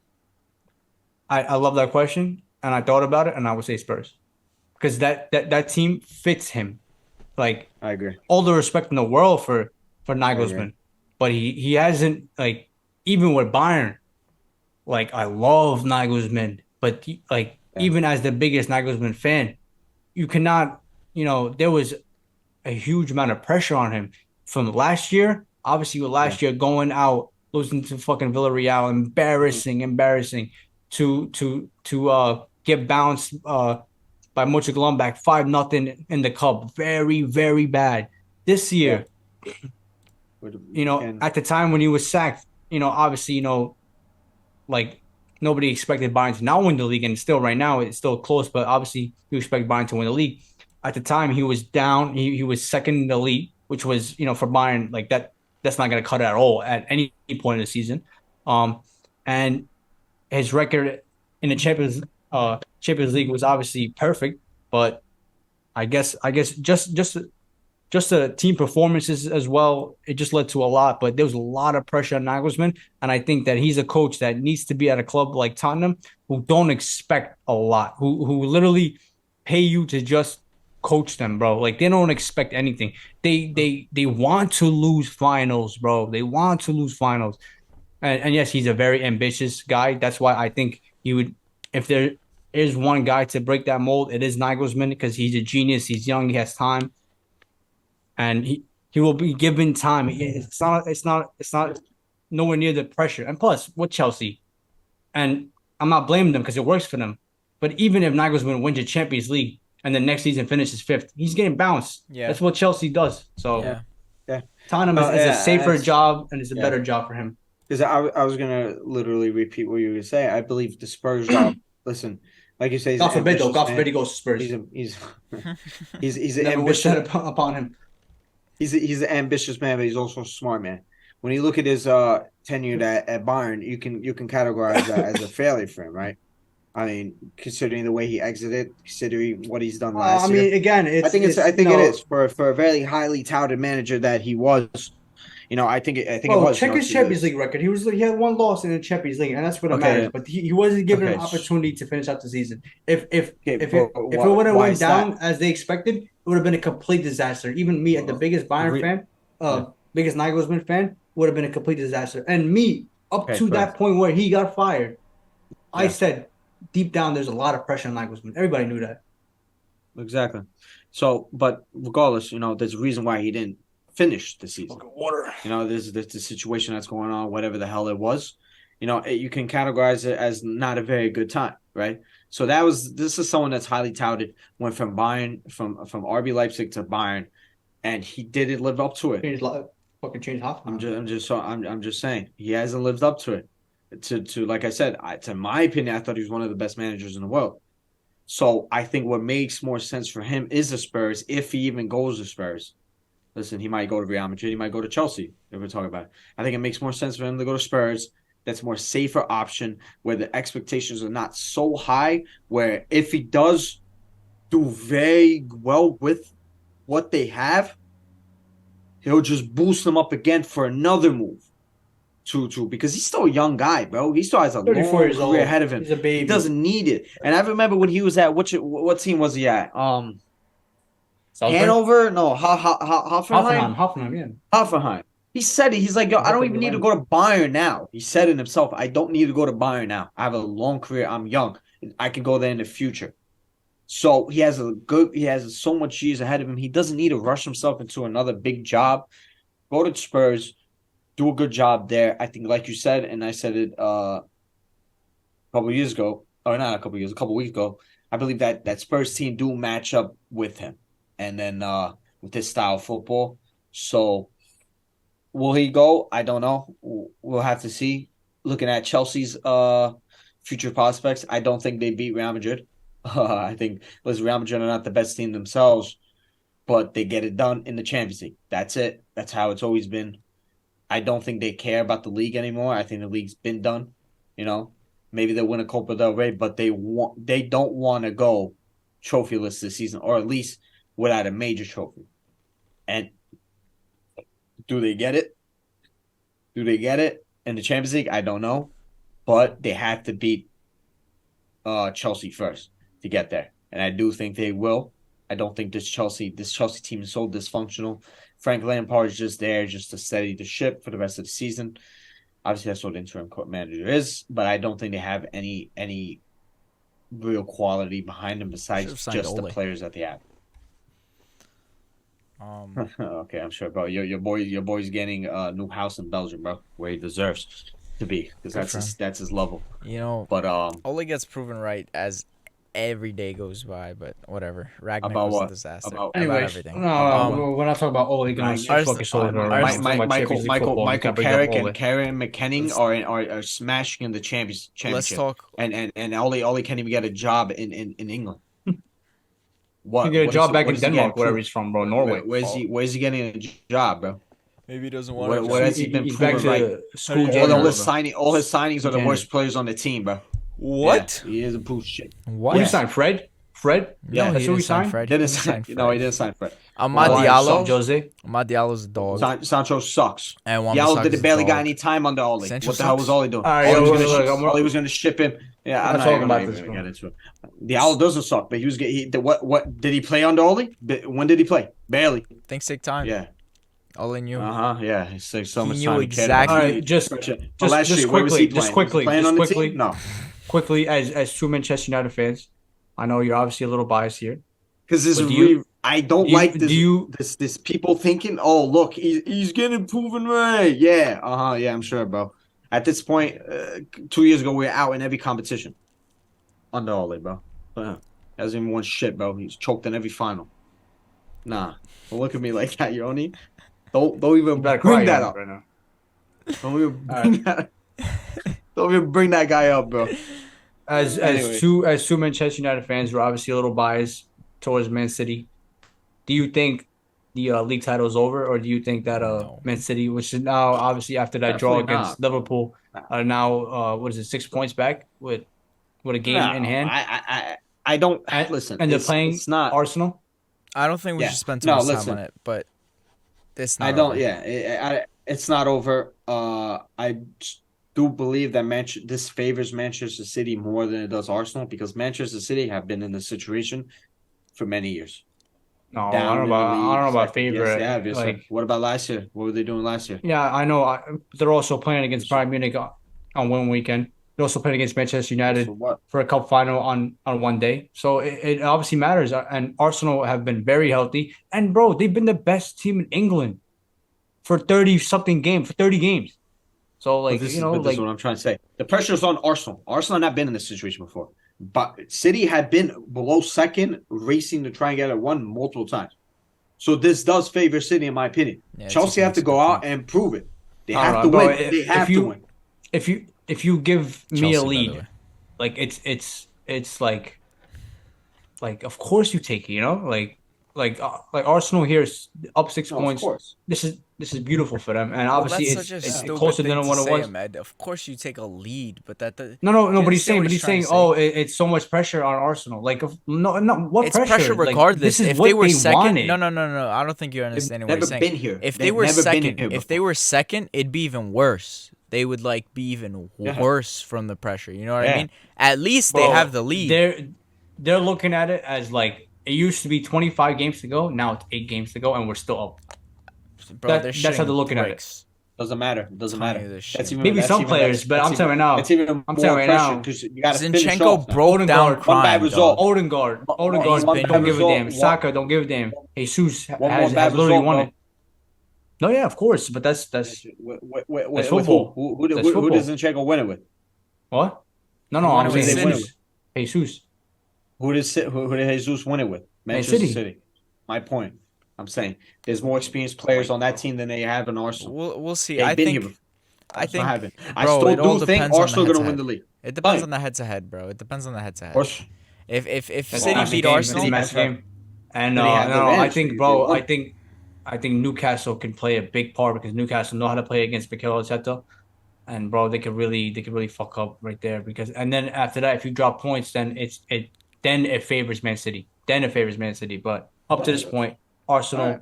they're where they want to be. There's no pressure. This is where you want to be. This is beautiful. I right will now say this. for Arsenal. Shirts versus skins. And I want my credit, bro, vlog. because I said Arsenal. I like that. Shirts Last- versus skins vlog. I said Arsenal win the league, and that was like in October. say that, bro. I He did. did, Golden he did, Goalie. he did, I did. he I did. did. Well, I- like I 10 did. games in, maybe, but Nah. not nowhere near before the season October. started. It was like Nowhere- October. Doesn't matter. regardless. Who the hell was saying Arsenal was going to be? Yeah, I'm sure. I said they were going to be top 2 and compete for the league title. That's what I said they're going to win it. I said they're going to win it. That's more than whatever the hell. You're the Arsenal fan. In October. In October. I said mine in August. But, whoa. When Zinchenko just walked in. But yeah, whatever. It's all good. Anyways, I'm just saying. I'm gonna stick. Big. Yeah, where Zinchenko's the guy. Yo, he's the guy that comes in. You know what? United I think they're gonna compete for the league because there's Zinchenko, bro. Okay. And obviously, I will say this. I'm gonna stick by what I said. I do think Arsenal will still win the league. All right. But if they don't, I'll make fun of them. Congrats. What was he gonna say though? No, I forgot what I was gonna say. Oh, do Manchester United play this weekend? Thursday, whatever it is. I don't even know. Who you guys playing? We have a game like every day. We're playing some Spanish. Who do you guys play? I guarantee you, we're playing a Spanish team.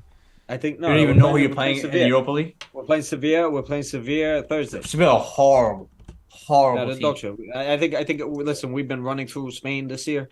I think if you took all our points in Spain, we'd be out of the relegation zone with like 6 games played. Deadass. What are you talking about? Like if you took all the points we played against Spanish teams, I think we're outside. Trash. Even Bundesliga teams, like not even Bayern. Like obviously Bayern spanks up fucking Barcelona, but like Frankfurt, I'll tell you right now, Bayer Leverkusen, they're spanking up La Liga teams. We beat Betis. Union Berlin. We beat Betis. They beat us once.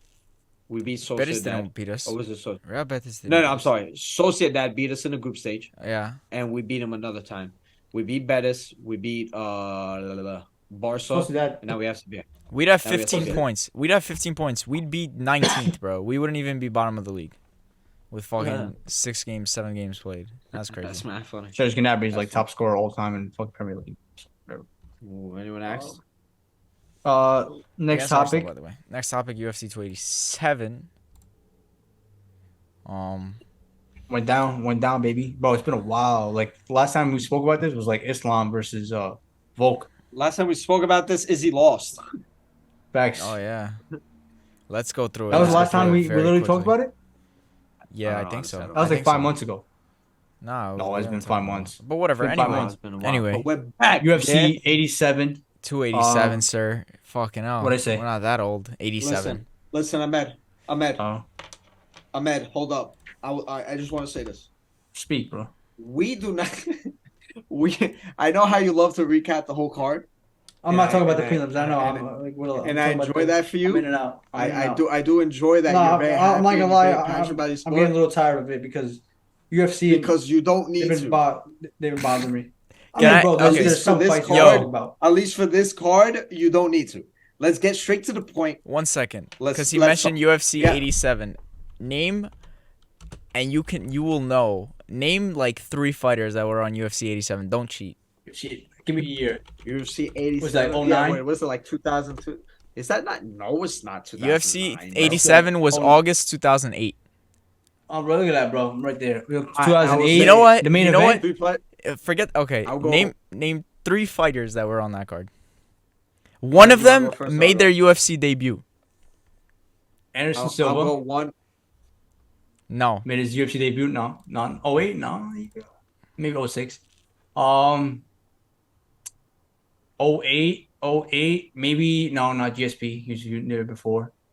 08. Well, I said one of them made their debut, but I said name 3 fighters. So maybe John Jones made his debut. No, that's probably a little too John Jones made his debut at UFC 87. Yeah. Against Andre Gufmao. He was on the prelims, bro. That's crazy. Who else? Of course. Was it a big star? There's 2 huge names, and then one no.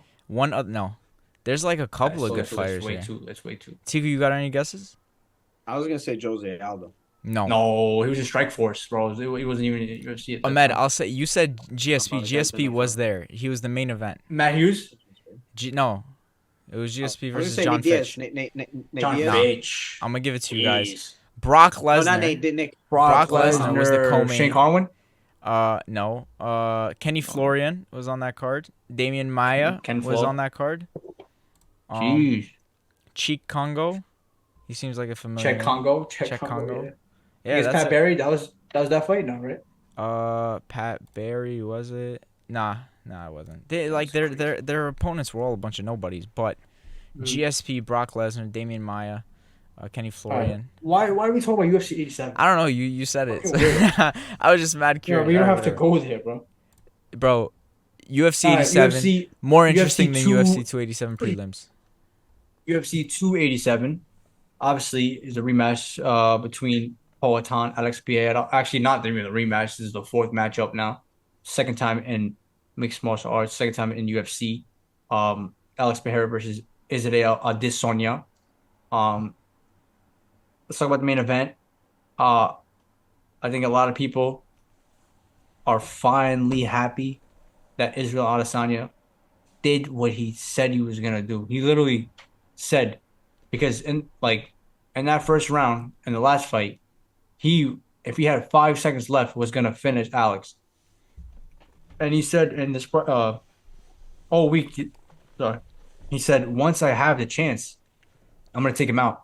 And boy, did he take him out. I mean, Alex Pereira, in terms of like presence in the octagon, there's nobody like as scary as him. I mean, he literally He's takes up so my much of the God. space, and his stance and his posture is so intimidating because like especially with that hook just ready to unload.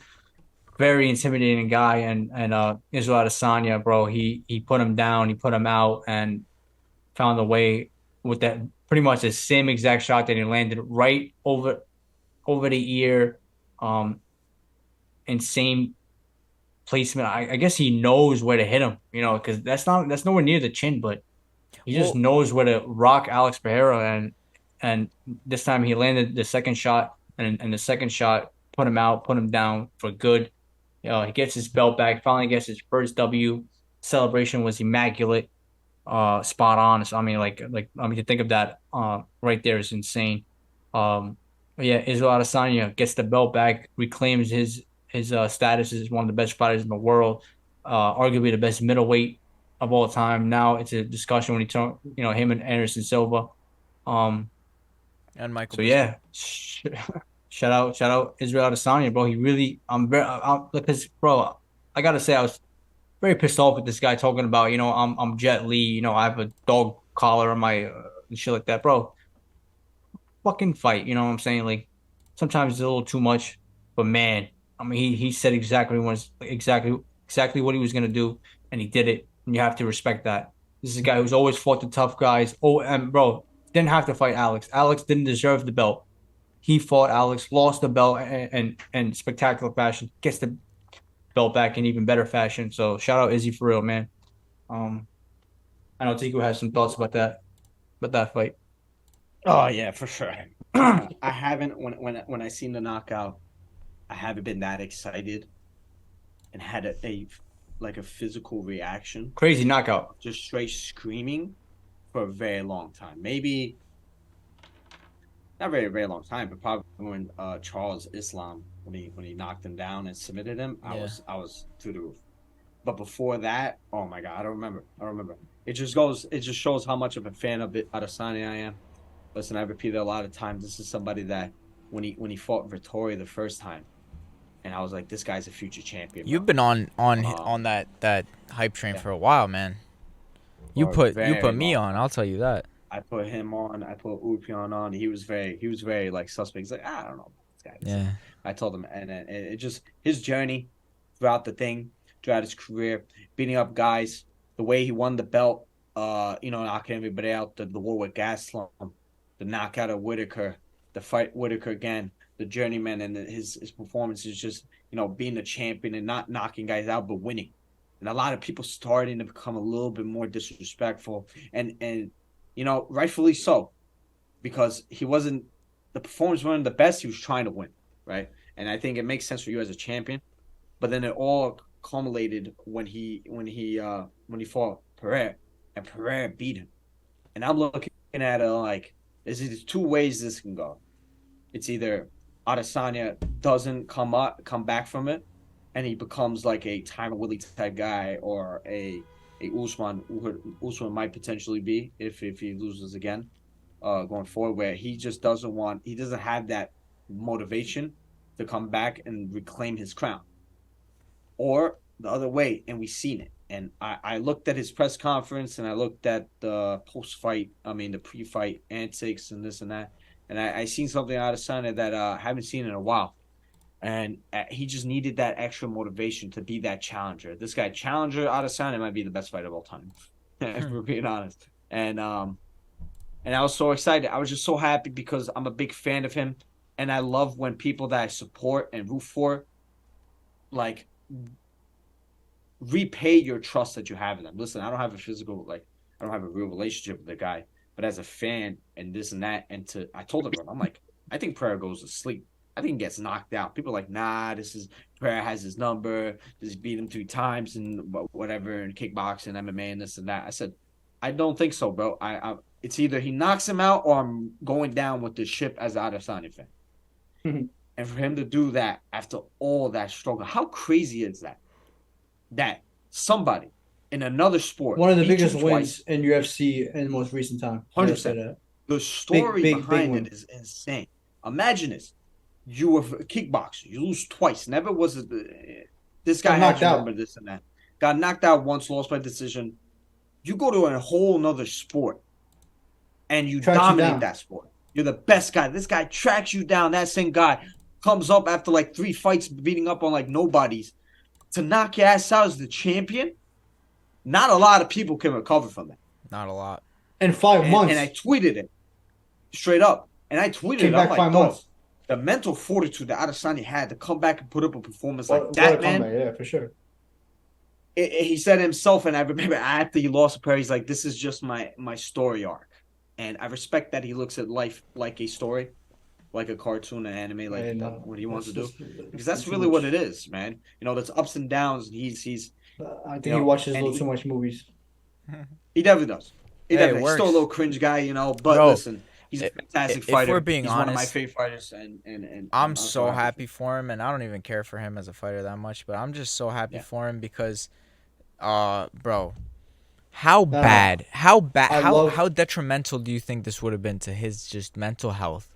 That's why I love this win, because, bro, I love when people are hating on someone, hating and I mean, I don't know if hating is the word, but like they were disrespecting. They were discrediting his legacy, waiting for his downfall. I think is the perfect word to say. And I'll be honest, like, I've been not waiting for his downfall, like, I want him to fail, but like same thing with Usman. I'm watching like Colby Covington hit him, and he's literally getting stunned in there, like absolutely. He has no idea where he's at. I'm like, bro, yeah, okay, he looks phenomenal, and yeah, he is a great champion, but one day there will be a time where, my goodness, and that day came, and with Izzy it came too. But for him to do that, and like you said, the mental fortitude in 5 months. He could have easily been like, okay, I'm going to face somebody else, or I'm going to take some time off, come back, and get the belt. No, in 5 months, an immediate rematch. Not only does he beat him, he knocks him out in insane fashion. Very impressive victory. Knockout. Huge for his legacy. I mean, the biggest victory 100%. Of his entire career by far. Do you guys want to see a third fight? Which is saying a lot. Do you guys want to see a third fight? I think we have to see a third fight. I would like to. I don't think it's going to happen. See a third fight. I just think there's outside things that I think the weight cut's pretty bad for Pereira. I think doesn't want to do that. That's not true. That's not true. That's just Dana obviously being it. Like, we love Dana, but he's a dickhead. I don't know, man. There's literally no reason for him to come out to say that he's going, like, why is he going to 205? Why? I don't think he doesn't. The guy makes weight perfectly. I think it makes sense. Does. For him. He makes weight perfectly. He makes weight perfectly. Looks good at the weight. Ooh, I don't know about you. He looks great at the weight. Are you crazy? And he just got. And he looks phenomenal. Like quick, fast, at the weight. Scary, at the weight. Scary. I don't know what the weight. Oh, but at the weight. I think the process of he looks better than Izzy at the weight. What are you talking about? He looks busy. He really doesn't look that bad. But bro, he looks phenomenal. He looks phenomenal at the weight. Bro, it's just Dana doesn't. No, he does, but I don't know. You know what the issue? The issue is Dana. Even Izzy said it. Even Izzy said it. He said, bro. Say it, bro. He said, tell Alex to go to 205 and if I was those guys. Here's the issue. You want to know the issue? The issue is Dana wouldn't say it, bro. The issue is say that without some knowledge. Nah, the issue is this. Dana, nah, come on. Dana loves pushing narratives, bro. Dana says it because he's worried. He's worried that Pereira goes into that third fight, wins, and then drops the title and goes to 205. Like That's you, like it's exactly right. closed That's now, that's bro. It's exactly how closed. Dana operates. Israel That's won. exactly how Dana operates. Israel won. That's it. Okay. He's the champion. Because if And- Pereira goes, wins the third fight, and then leaves, it's like Izzy's not the real champion. Blah blah blah. You have that whole narrative spin. So he's like glad that this happened. He's like, finally, I can shut this down as soon as possible. Israel, you're the champion. Pereira, go fuck off somewhere else. Fucking go I will prove say yourself this. to a fight. I No, will say this. Even if Pereira does win the third fight, I can see a fourth fight. If we're being honest, like who else is there in that division where like what's going on? Who? That's the Yeah, problem. division, Unless yeah. Hamzat, How many? unless Hamzat comes up, Hamza's literally That's fucking one fighting Paulo Costa at 205. That's like being targeted. Is it for the 205? summer? No, it's not. 205? Who At told you 205. bro. not at 2. Nah, no way. I'm pretty sure that's I don't know. bullshit. What weight cut is anyway. it? I'm pretty sure that's bullshit because Oh no, Chael yeah, Sonnen- not 205. At 185. 185, At middleweight, bro. yeah. Oh yeah, no, yeah, you're right. Hamza would be. Oh, Hamza's the guy. He beat Paulo Costa. I just realized that like he's at because bro, didn't Paulo Costa fight at 205 once? He fought He did. Vittori because Yeah, Because he he missed missed weight. So yeah, I got all that fucked up. Yeah, he obviously is a 185er, but I mean Paulo Costa's not gonna be at 185 for a while. So if he gets that name, Hamza, all he needs is one guy, He 100% and he's gets fighting right to and, the he, belt. and he's fighting Izzy. Yeah, for sure. So Hamza, That's hope for the division. Yo, Yo, but that's your two boys. That's bullshit. I That's know. two I boys. tell this. Because first of all, this I've never had this happen in my life.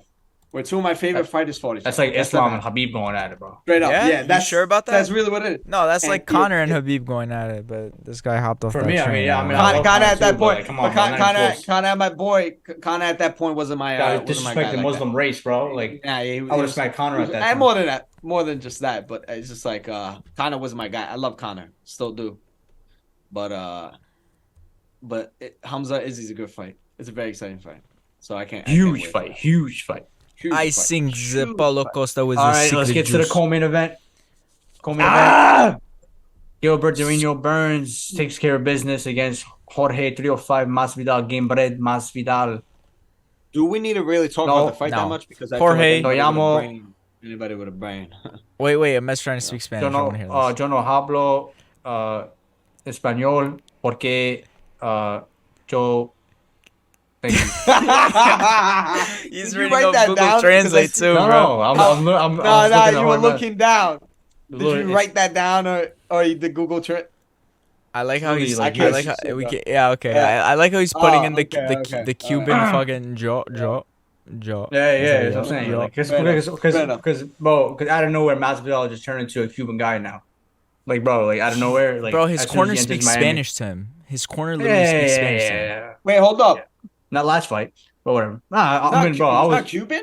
He is Cuban. he is Cuban, Oh, okay, cool.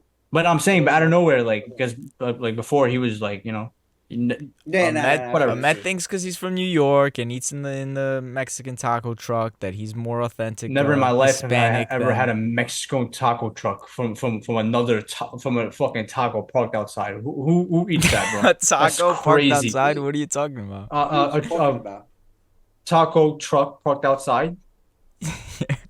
Yeah, yo, you're crazy, bro. Yeah, my bad. He gets them from You think- Taco Bell.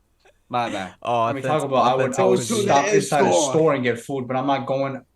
Whatever. The only Bro, it time I'm hits- stopping at a truck is like for like halal, Yeah, truck. but the trucks make the Mexican food. no, Taco. no, yeah, and there's rats in the back quesadillas. moving around. No, bro. but there's no Yeah, rats bro. in the Thanks. fucking background on it. I'm good, bro. More rats in the building, bro. For being honest. But Anywho. like you said, the fight was well, obviously happened. So, but it went 3 hard rounds. Gilbert Burns could have finished him in the 3rd round. Didn't obviously. Masvidal just hanged on, just hung on. And Masvidal obviously win or lose. I think it was not very surprising that he retired. It's a big loss for the sport. One of the biggest names, easily a top 5 name in the sport. I mean, talk about like a rise. Jorge Masvidal before 2019 was just a regular fighter, obviously a well-respected fighter, but he was nowhere near the star he is right now. I mean, just one knockout of Ben Askren and he became a MMA legend. So listen, his skills are no longer there. He can't compete with the top 10 guys. Maybe beat some guys, but You can't beat the top 10 guys. And obviously, like he's got a lot of stuff going out. Fucking outside the octagon. So he's chilling. He's good. For Burns, this is a big name on the resume. This is now. I mean, he even said it. He said, if I don't fight for the title next, I'm gonna wait for Leon and Colby, and then I'm gonna fight for the title, or I want to get released. Dana was like laughing in the back probably when you heard that. Um, but like I think, listen, a perfect fight right now is Burns versus Bilal Muhammad. You could literally put that on the same night as Leon versus Colby. Come on, like what are we doing? Perfect I'll fight right take it. I there. think that's good. It literally like fucking makes too much sense. Also, Rough, by the way, yeah. just quick, because I'm gonna talk more about it at the end of the episode, real quick. But Gilbert Burns right now in our little UFC fantasy ranking thing that we are gonna draw for I the don't even know first how time that this works, week. bro. I'll explain it later. He's number one pound for pound because he has 2 fights in 2023. So his stats add up, but he's number one pound for pound right now. So yeah, points So total. yeah, Burns gets the job done. Masvidal, thanks for a great ride. Rob Font versus Adrian Yanez. I mean, this was a very surprising. What are you laughing, Tico? No, it's the way you were saying. Thank you for the ride, bro. I Thanks, bro. don't know. What It do was you want just me to say, bro? Like, not even Muchos show more gracias. excitement. Like you were just like, thanks, bro. mucho Appreciate it later, bro. gracias, porque de nada. Like, bro, get the fuck out of here. God, this kid. Rob Fonto, obviously a massive victory over Adrian Yanez. Surprising victory. I mean, bro, he fucking wrapped that Hulk around his fucking face and him flying. Ngannou-esque knockout, Holy bro. yeah, Straight for up. real, bro, for real. Like some Alice Yeah. overseen shit. Rafonto, huge for fucking. I mean, like if he would have lost that, then he's probably going back against like top 15 guys, and it's not looking good. Still going forward. Listen, his face is broken, bro. He's like he gets touched up once or twice. He's like Nate Diaz bleeding and shit. So huge win, fucking going forward for him. Kevin Holland. Oh, I mean that third round knockout was absolutely nasty This was of such a funny fight, Santiago. bro. This was the most like. What are you talking about? Funny fight. It was a very good fight. It was a great fight, but it was just so funny, bro. Their exchanges and all that. It was just so unorthodox. I mean, it's Kevin Holland, you know. It comes with him as a fighter, but just That was like a the way, classic Santiago fight until he bro, got knocked out. bro, the backhand fucking fist, Yeah, that the was backhand nasty. knockdown, that was nuts, That's what bro. Kevin Holland does, bro. That Yeah, was you're weird, right. bro. He's holding his fucking leg and boom, backhand, knockdown. It's nuts, but A lot of it was guys a good fight. actually. I liked it. Yeah, huge knockout for Kevin Holland. As now he's making moves in welterweight. Talk about Paul Rojas Jr. I mean, the hype has quickly come down for him. 18 years old, kid versus Christian Rodriguez, and I was telling folks Christian Rodriguez in his first fight against Jonathan Pierce has a lot of his own hype around him, and he competed really well. He didn't get choked out. He was really hard to get taken down. And I was telling people I expect Paul Rojas, no, not Paul, Raul Rojas Jr. to to fucking like actually take him down, but to keep him down for 3 rounds or to submit him in the first or second or third round is going to be very hard. So Christian Rodriguez was a live dog, and he proved that. He just big boyed Raul Rojas Jr. and humbled him and gave him his first loss. So obviously he's still a very young kid. He's still very talented. For him to be in the UFC, for him to be on a UFC pay-per-view main card at 18 years old is fucking insane. I don't think anybody's ever done that.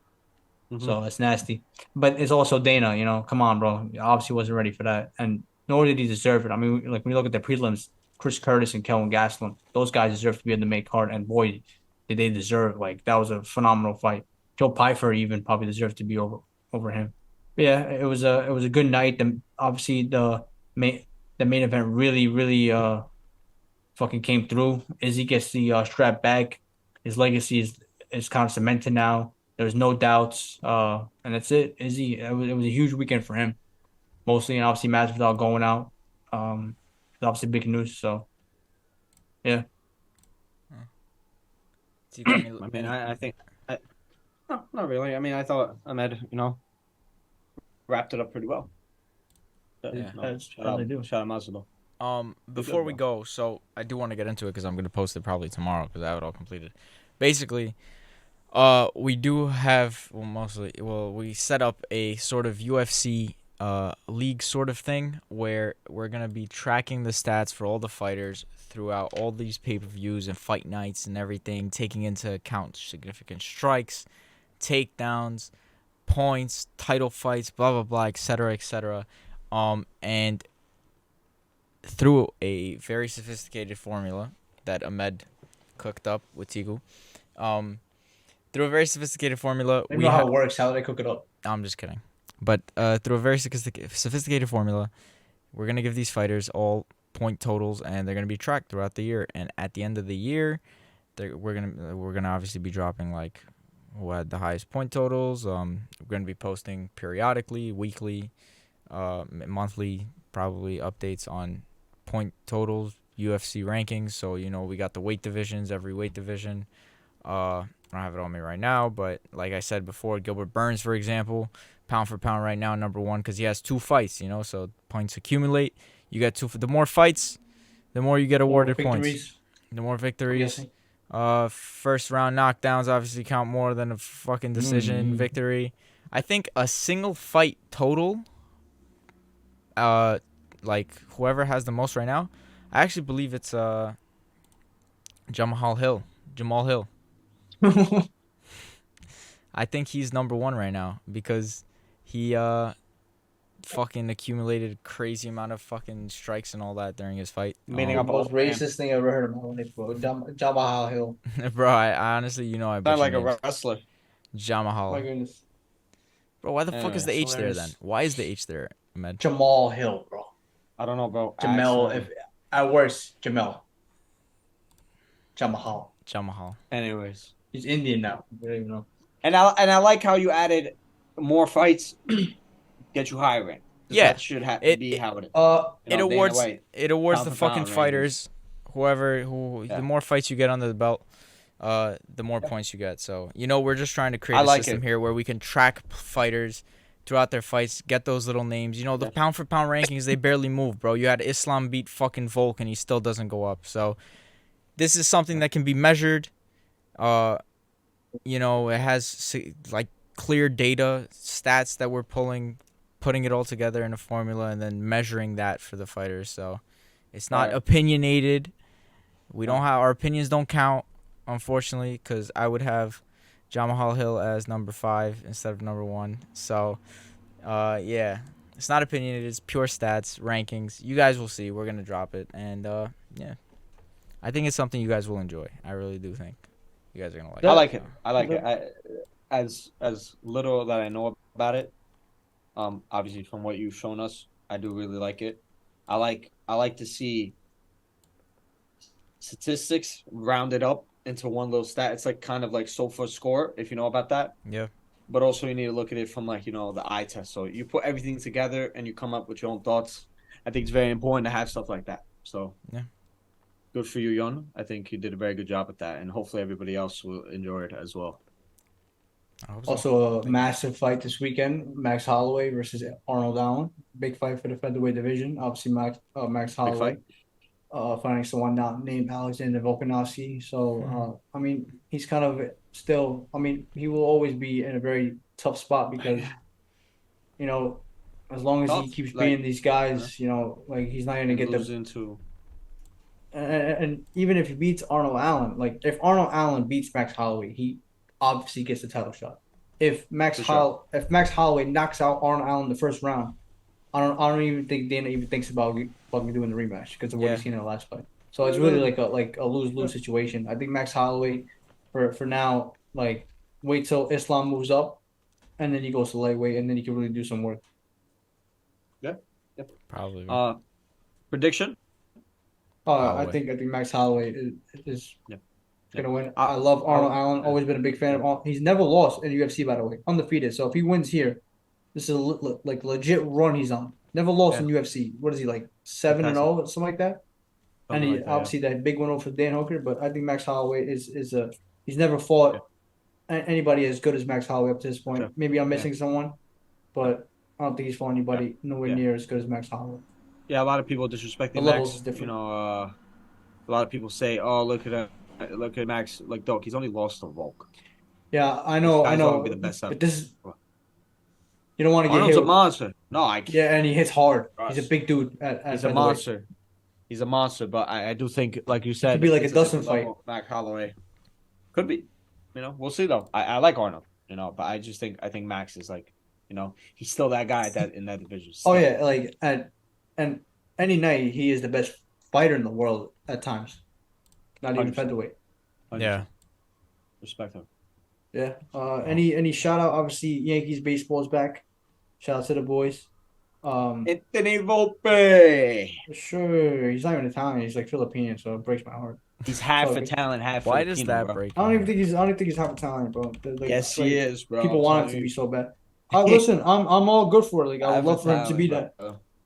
Like Trust Volpe me, I is know. kind of an Italian last name. I'm not gonna lie, but and obviously Half Italian. Anthony Volpe. Forget about it. What the Attaboy. fuck is wrong with you guys? Well, hopefully Dang. the Yankee season does good. I still think we need a couple more moves, but it's all right. It's all right. It's still early.